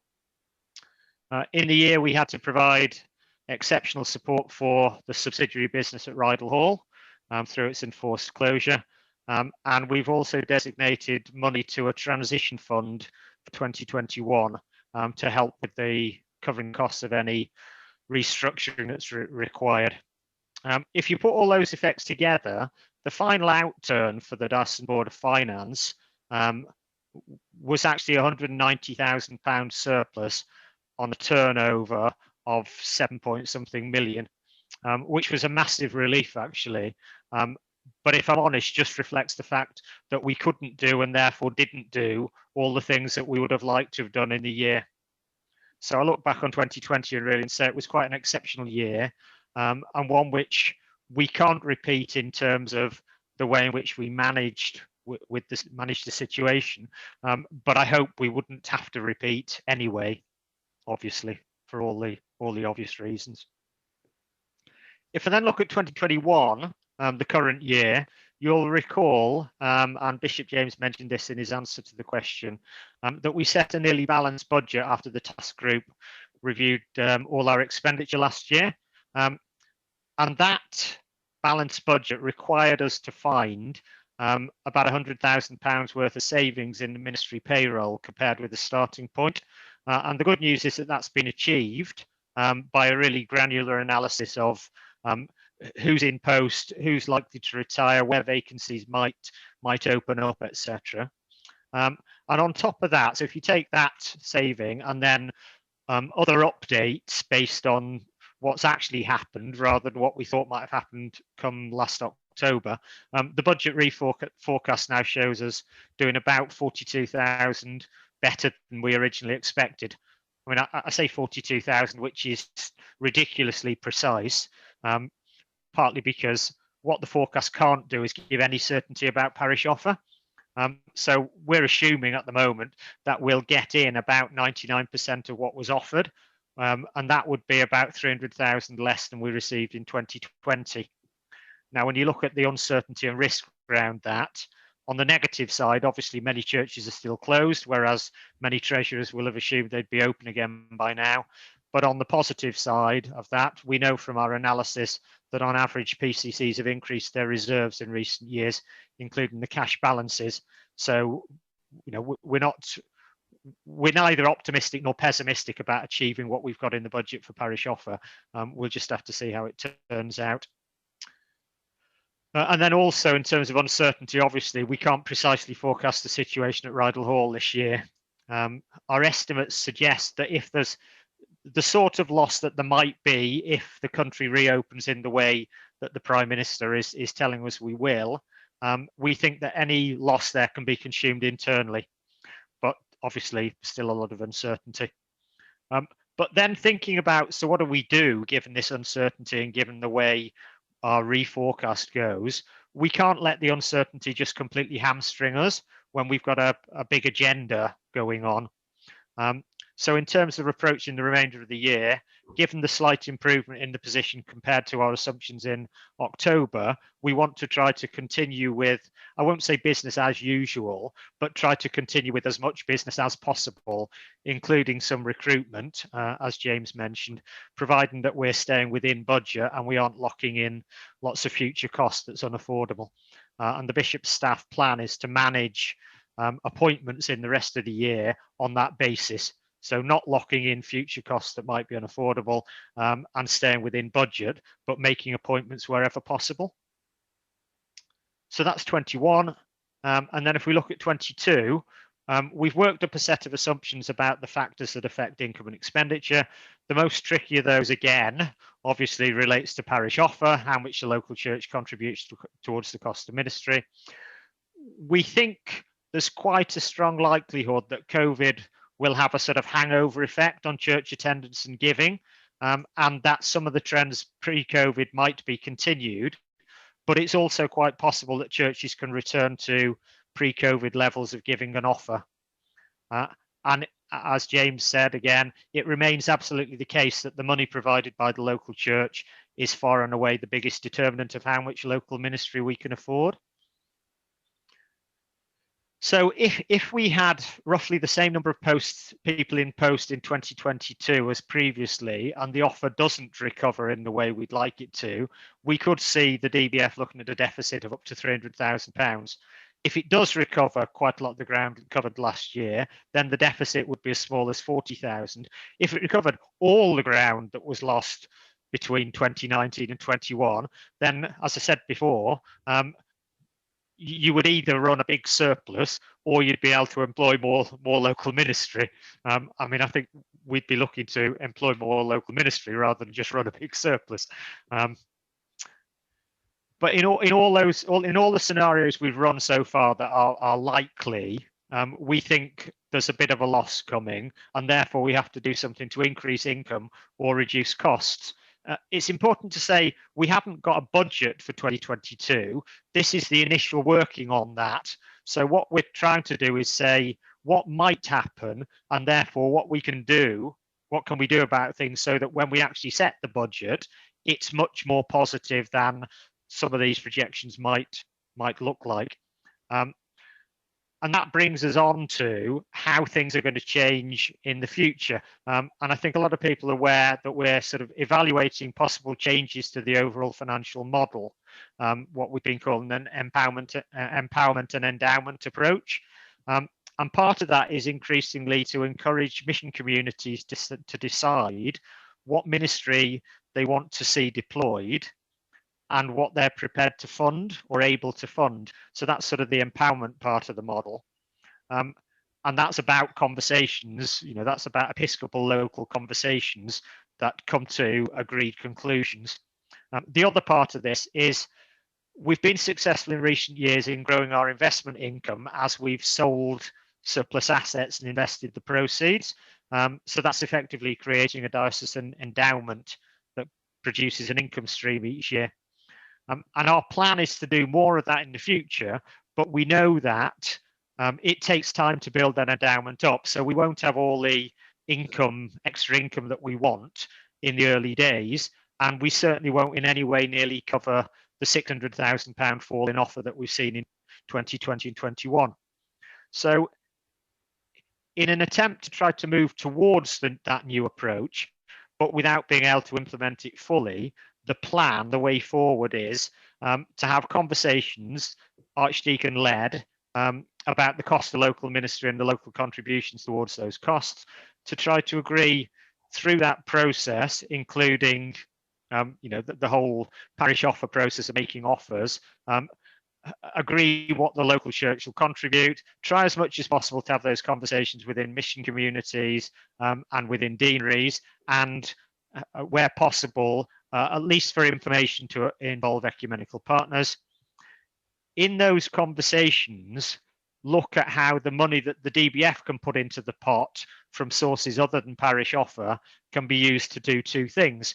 And the first of those two things is to tackle different levels of wealth and income. So the system isn't just about getting what you pay for. And secondly, to start trying to change the language about what the DBF contribution can do from effectively subsidy to investment. So how can we invest that money in the things that will make the difference? The outcome then of those conversations will be levels of offer and levels of ministry that should tackle this potential set of deficits that we see in the scenarios that we've run so far. And they'll bring the budget back towards balance, we hope, come the autumn. And on the back of that, we can then set the budget in October this year. So that's where we are in terms of outturn for 2020, current state of affairs in 21 and projections and way of approaching 2022. I'll now hand back to Jim, see if he wants to say more on that. Well done, Derek. Further evidence of what a competent diocesan secretary we have, backed up, of course, on the financial side by Rick. We really do get quality information through from our management team. And as Derek has alluded to, what we're trying to do, it'll be through negotiation, is get to a position where we basically have agreements with the users of funding, most of which they'll probably provide in the first place, and then what actually are the targets? What are their aims? How are they going to use that extra money that they get from the diocese to support what we've been talking about for so many years and have still across the piece got to see realization of, although in some places it's going very well. And that is growth, because we're here to fund growth. We're here to grow ministry. We're here to grow mission. We're not just here to make profits. We're here to plow back as much as we can where it will have most effect. And so that's the essence of the strategy that's being evolved. Still a bit of discussion to be had, but that's where we're going. So thank you very much, Derek. And if there are any questions about all that before we get on to the more formal part of adopting and receiving minutes and then closing the meeting down, be very glad to answer them or pass them forward to somebody else who can. Can you see anything, Chris?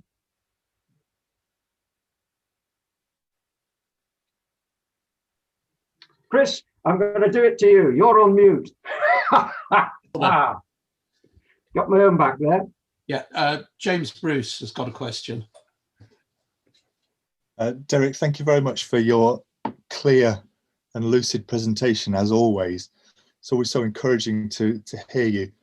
I want to, if I may, ask a question about the way that you're looking at apportioning ministry to the ability to pay.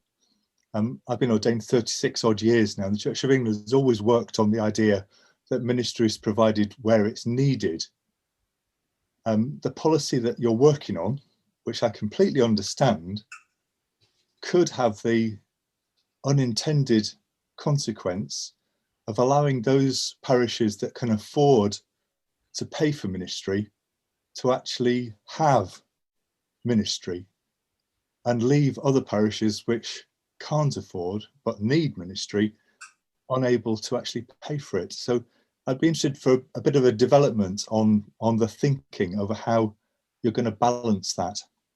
I'll take that one, and then if Derek wants to enhance on it, let him come in.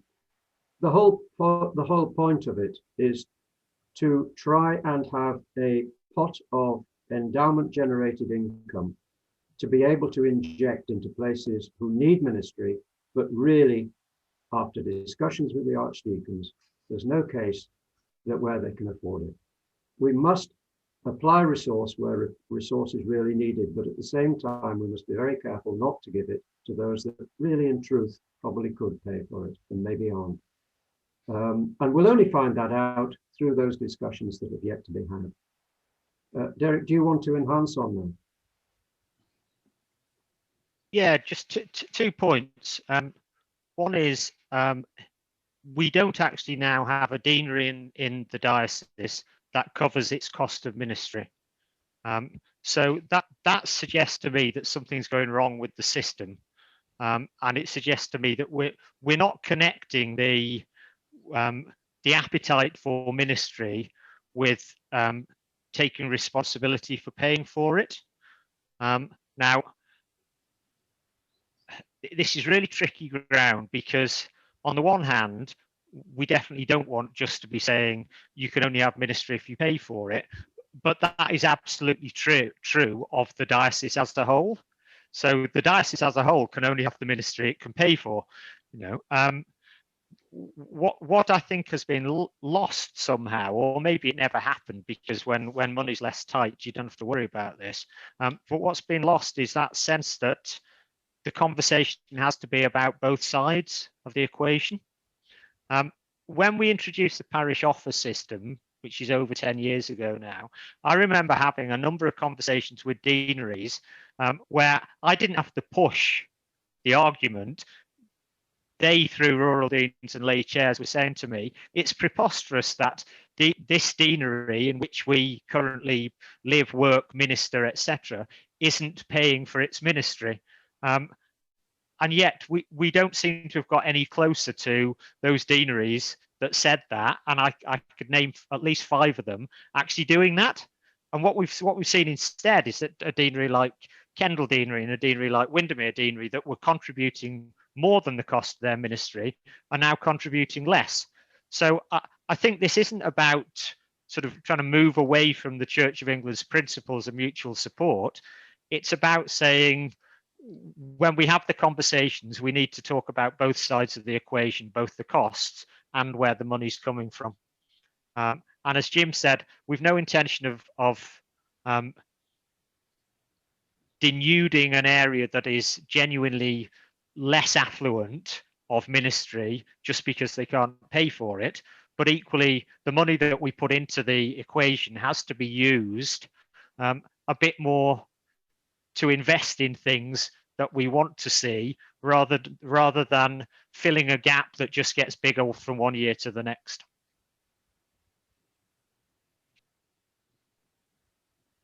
Can I possibly add one thing to that? Any questions? Chris? Oh, sorry, Jane. Would you mind if I just added one little bit to that? And that has to do with generosity and sharing, and it goes back actually to some of the earlier conversations. In the past, according to sort of Church of England principle, generosity and sharing has taken place on a diocesan basis, and the richer have subsidized the poorer, if I can put it like that. And that's been great. We've reached a point where actually there isn't a richer to subsidize the poorer now across the diocese, as Derek was just explaining. And we are, through this new scheme and system, going to be looking at not only trying to share things as equitably as we can across the diocese, but encouraging challenge, encouragement, and generosity within mission communities, so that within a mission community there is an expectation that ministry will be provided, not just for the places that are richer, who have everything, but across the mission community by the contributions of all its members. So it's a kind of localizing of the principle of generosity and injecting the endowment element that Derek was talking about from the diocese, which I hope could prove to be quite successful. We shall see. Are there any more questions? Jim, Susie had her hand up just prior to Andrew and Valerie, just so you're aware. Susie Wood. Susie Wood, St John's in the Vale. When we discussed this at our deanery meeting, there were real anxieties that parishes that were poor, parishes that didn't have any capacity to be generous, would not benefit from the richer deaneries, and also that it would encourage the bartering. Well, who would employ this person? Would it be the PCC that would employ? And therefore they'd be looking for cheapskate people. It strikes me as reminiscent of NHS was free at the point of service to everybody. And I'm really, really concerned about the divisive capacity of this, the divisive potential of this. And I'm also interested to ask, why are we not being allowed to vote on this? I'll give an overview off the cuff response on that. What we're contemplating, it's not yet an agreed policy, is similar to other national charities which offer grants to other charitable concerns to support their work. The applications are assessed on relative merit and objectives, and then a check back to see whether those objectives are actually being achieved, and should they indeed receive further support to achieve them even more in the future. So I don't think there's any challenge in the system that's being proposed that would try and deny those who can actually focus on using money sensibly to achieve the aims of growth and spreading of mission. It's just that in the first few years, the pot will be relatively small. And at the moment, as I said earlier on, what started out as being in current day value, £7 million from the parishes has now become in actual terms 4 million.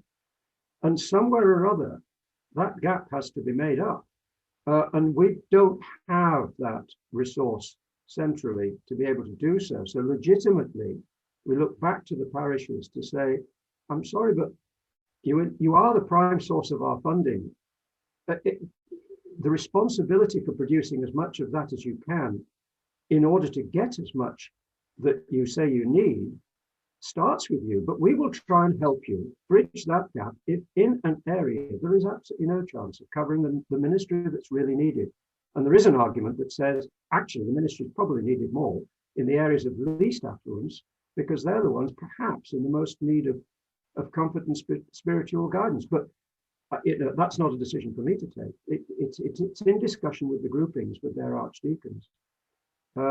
It's a bit of a circuitous answer to that, but Derek's got his hand up, perhaps to be more definitive. Okay, so the way I look at this is that the parish office system that we've had in place for over a decade has said to people, how much money do you want to contribute, or how much can you contribute? And then that's just an amount that goes into the diocesan budget. Decisions about deployment are taken episcopally. And what we're saying is actually the episcopal decisions about appointments are going to start taking a slightly bigger regard of the financial situation.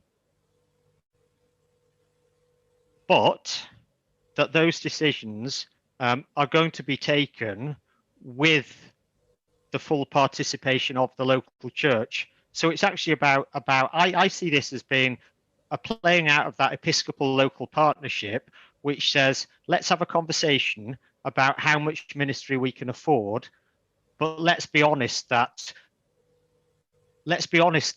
we can't just say what we'd like to have. We've got to agree how it's going to be paid for. And I don't see it as being a fundamental change. I see it as being a recognition that in a time when we're really struggling financially, issues of finance have to be on the table when we're talking about deployment.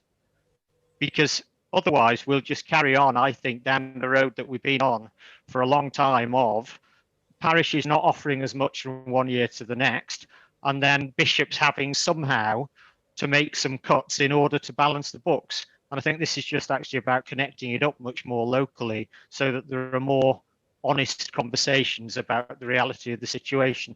And the whole idea of taking the DBF's ability to contribute from other income streams into account is to say, let's not just throw that into the pot and then see how many cuts do we have to make, but let's do it in a more granular way where we say, what do you want to achieve in this location, and how can the bishop draw on the DBF's resources to make that happen? So I think philosophically, it's not actually the way Susie sees it. I think it's actually philosophically a bit different. And I think that the reason why we haven't thought we need to have a vote on this is because it's actually an episcopal prerogative to take whatever bishops want to into account when deciding on deployment.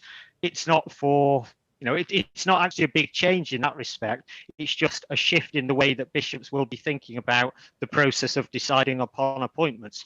But I'm conscious that's my sense of the episcopal role, and I'm not a bishop, so I don't know whether Jim would want to ask James or Emma to comment on that. Oh, I'd very much like to ask Bishop James, first of all, to comment on that. Thank you. Thank you very much. Yes, I think I agree that this is about, the whole thing is about even closer collaboration between bishops and archdeacons as well, obviously, because they're doing a lot of the on-the-ground stuff, and parishes, or in this case, mission communities, and having realistic conversations. And part of those realistic conversations has to include something which hasn't been mentioned yet, but which is really important, which is the whole issue of stewardship. Now, I have a bit of a beef about this and a bit of a passion for it, and was chair of the National Stewardship Committee. And I know very well that Cumbria, for the last umpteen years, has been bottom of the league tables for stewardship. It was a source of constant embarrassment to me when I was part of the national team. We have been bottom. We give per head in this diocese half of what people give in Sheffield. Sheffield is not a rich diocese, but it is a generous diocese. And this is part of the sort of tradition and the way things have been here. And it's part of the fact that I don't think we've been teaching and practicing stewardship as we should have. And we've been bashing away at this for year after year after year and haven't got very far. But we're now reaping the consequences of that.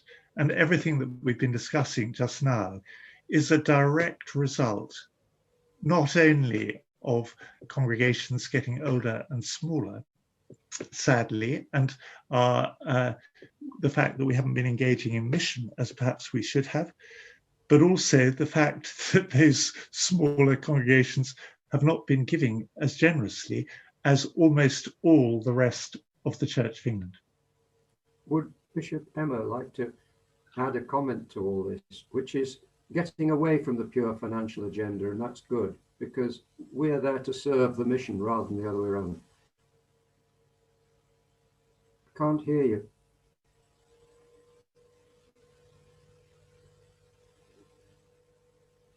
Sorry, can you hear me now? Yeah, just very briefly to reinforce what Bishop James was saying, this absolutely has to be linked to the vision. And the question of following daily is also a question of whether you follow daily with your wallet.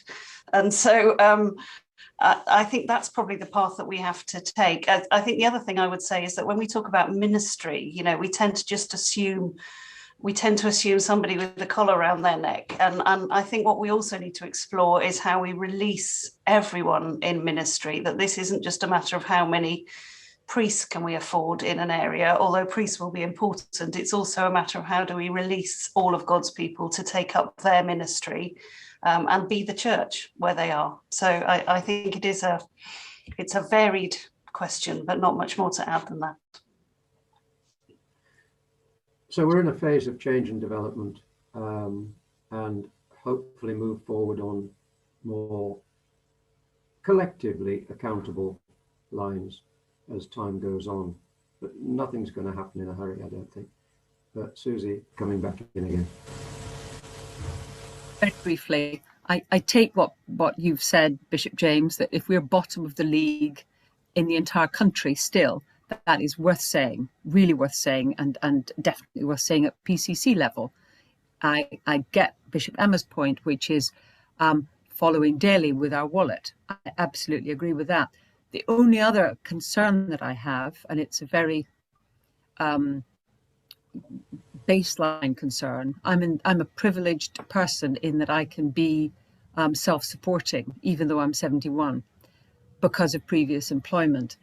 If this were to really be accepted as a given, it would almost drive away early ordinands who do not have prior career, which would mean we'd almost go back to a clergy of the rich and who are not necessarily gifted in mission, but in pocket.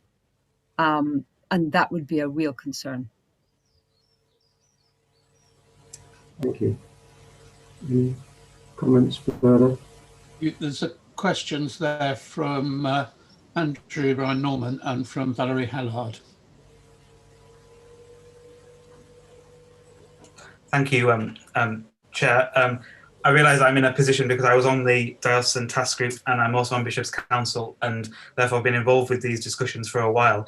And I don't want to rehearse what I spoke about at the South Archdeaconry Mission and Pastoral Meeting last week, but we had presented to us some of the figures that Derek alluded to regarding giving in deaneries. And the South Archdeaconry has the two generally most, has had the generous deaneries in terms of being able to pay more in order to cover, but obviously Kendal now, which I'm in, only covers 91% of its ministry costs, and we were told that Barrow covers about 41% of its ministry costs. And I spoke in that meeting about actually some of the lines that Jim Bruce outlined and that Susie's outlined and that Derek's outlined with regard to, we are going to have to embrace a sort of Anglican comprehensiveness in how we understand ministry across a diocese, that we are a part of a diocesan family. And I spoke in the Mission and Pastoral Committee about the gospel for the following Sunday, which was Jesus' words in Mark 10 about picking up our cross and following. And I said that actually, perhaps for those serving in more affluent areas, we're going to have to preach the word, that we're going to have to be a bit more sacrificial in how we give. So that simply we don't pay for what we get, but actually try to be generous for the sake of others. I'm in a mission community with a population of 8,000 people, which has 2 stipendiary priests. That is a very, very high ratio of ministry to population. And I'm aware that that's a very, very fortunate position. Another parish near us isn't part of the mission community, and that has another stipendiary priest. So in an area of about 10,000 people, we have three stipends. There's one parish in Barrow that's 17,000 people for one priest. You know, we're going to have to begin to understand that we can't just look at our own silos and our own environment and expect to safeguard ministry, because that's never how the Church of England has understood ministry. I completely agree with Derek about episcopal leadership in appointments, and I think that does need to be maintained, because actually we do need to hold a bigger picture. And it's important that those of us in affluent areas don't lose sight of the fact that our giving has to somehow support a bigger diocesan family. I discovered in the Mission and Pastoral Committee from my Archdeacon that one of my parishes had increased its offer this year by the greatest amount. The reason for that was the parish felt strongly about reciprocating and giving generously to the diocese because it had received, and therefore knew that there were some parishes that weren't able to give, and therefore we had an obligation to give more. I think we are going to have to preach that and teach that more actively in those areas that need to hear it.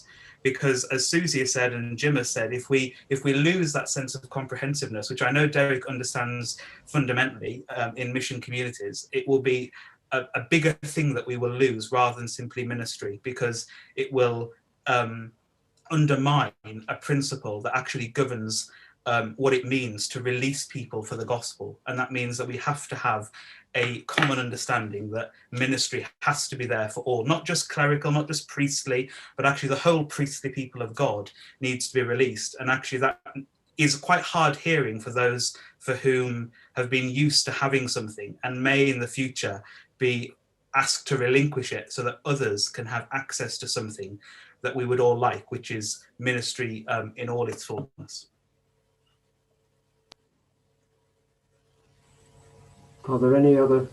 I'd like to follow up that point. I was thinking that the impact of the pandemic hasn't fallen evenly on the population at all, and that we retired professionals might well need reminding that we're probably better off than before the pandemic. I know that Sophie was very well received and very busy in the diocese, visiting parishes and so on, and encouraging stewardship, and has been doing a tremendous job. And I noticed in the November minutes of the Finance Committee that Derek and Rick were talking to the Northern Regional Advisor to see whether we might have an externally funded further stewardship advisor. I don't know how that's progressed, but I do support those messages about stewardship getting out really effectively at this particular time. I can respond to Valerie and confirm that we have been successful in the funding for the extra person, which is fantastic news. It's a 5-year funded post. Yes, we need a strategy at the end of the 5 years, Charles, but it's 5 years of a free person to support our stewardship work. We're waiting for Sophie to come back from maternity leave to start that process, but that's really exciting. So that's some good news for the afternoon. Are there any other points? I'm very conscious, of the time, so Chris, I take your steer on that, and also that we may be veering into a discussion about the principles of ministry rather than the core subject of how we fund it. But I don't mind that as long as Chris is prepared to let it run. I'm not sharing this bit, Jim. It's up to you. No, well, all right. Yeah. Are there any other points? Perhaps questions? This is going to be an evolving topic. We all want as much ministry as we can get, whether it's paid or unpaid. We all want to see growth. Our challenge is that we have finite resources and we need to know how they can best be deployed. And that really is a matter which centres on the Bishop's Council and is then brought to Diocesan Synod for approval or denial through a budget. So it's not strictly something that the DBF has control over. We're just here to try and maximise the amount of income that's available for the policies of the diocese. I see no hands up, by the way. Thank you. In that case, can I progress to the formal part of the meeting, which is that you have the minutes of the last DBF membership meeting on the 10th of October 2020. That was at Synod.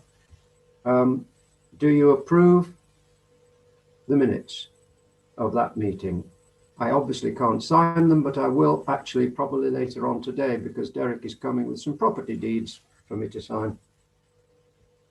So, Jim, there's not a poll for this. So can I suggest that people just give a physical show of hands now if they approve it? That's fine. If, or even if somebody doesn't approve, let us know. That's great. Looks, I can only see about 25 on the screen, but quite a lot of names are there, but not faces. So perhaps not everybody's present.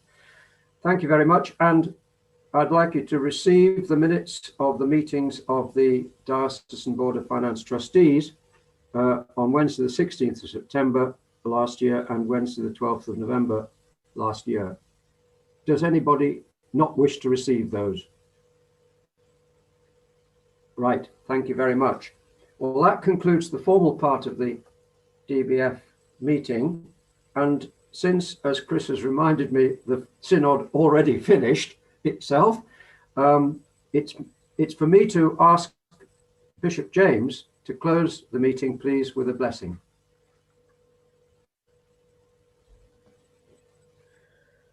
Thank you very much, Jim. Father, please watch over us in everything that we do. Help us to follow you every day more closely and to be open every day and every minute of every day to your will, to where you're leading, how you're guiding, what you want every one of us to be and to do.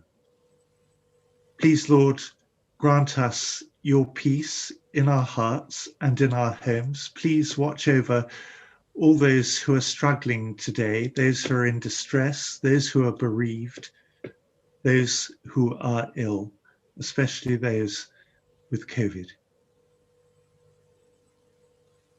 And may the blessing of God Almighty, the Father, the Son, and the Holy Spirit be among us all and remain with us today and always. Amen.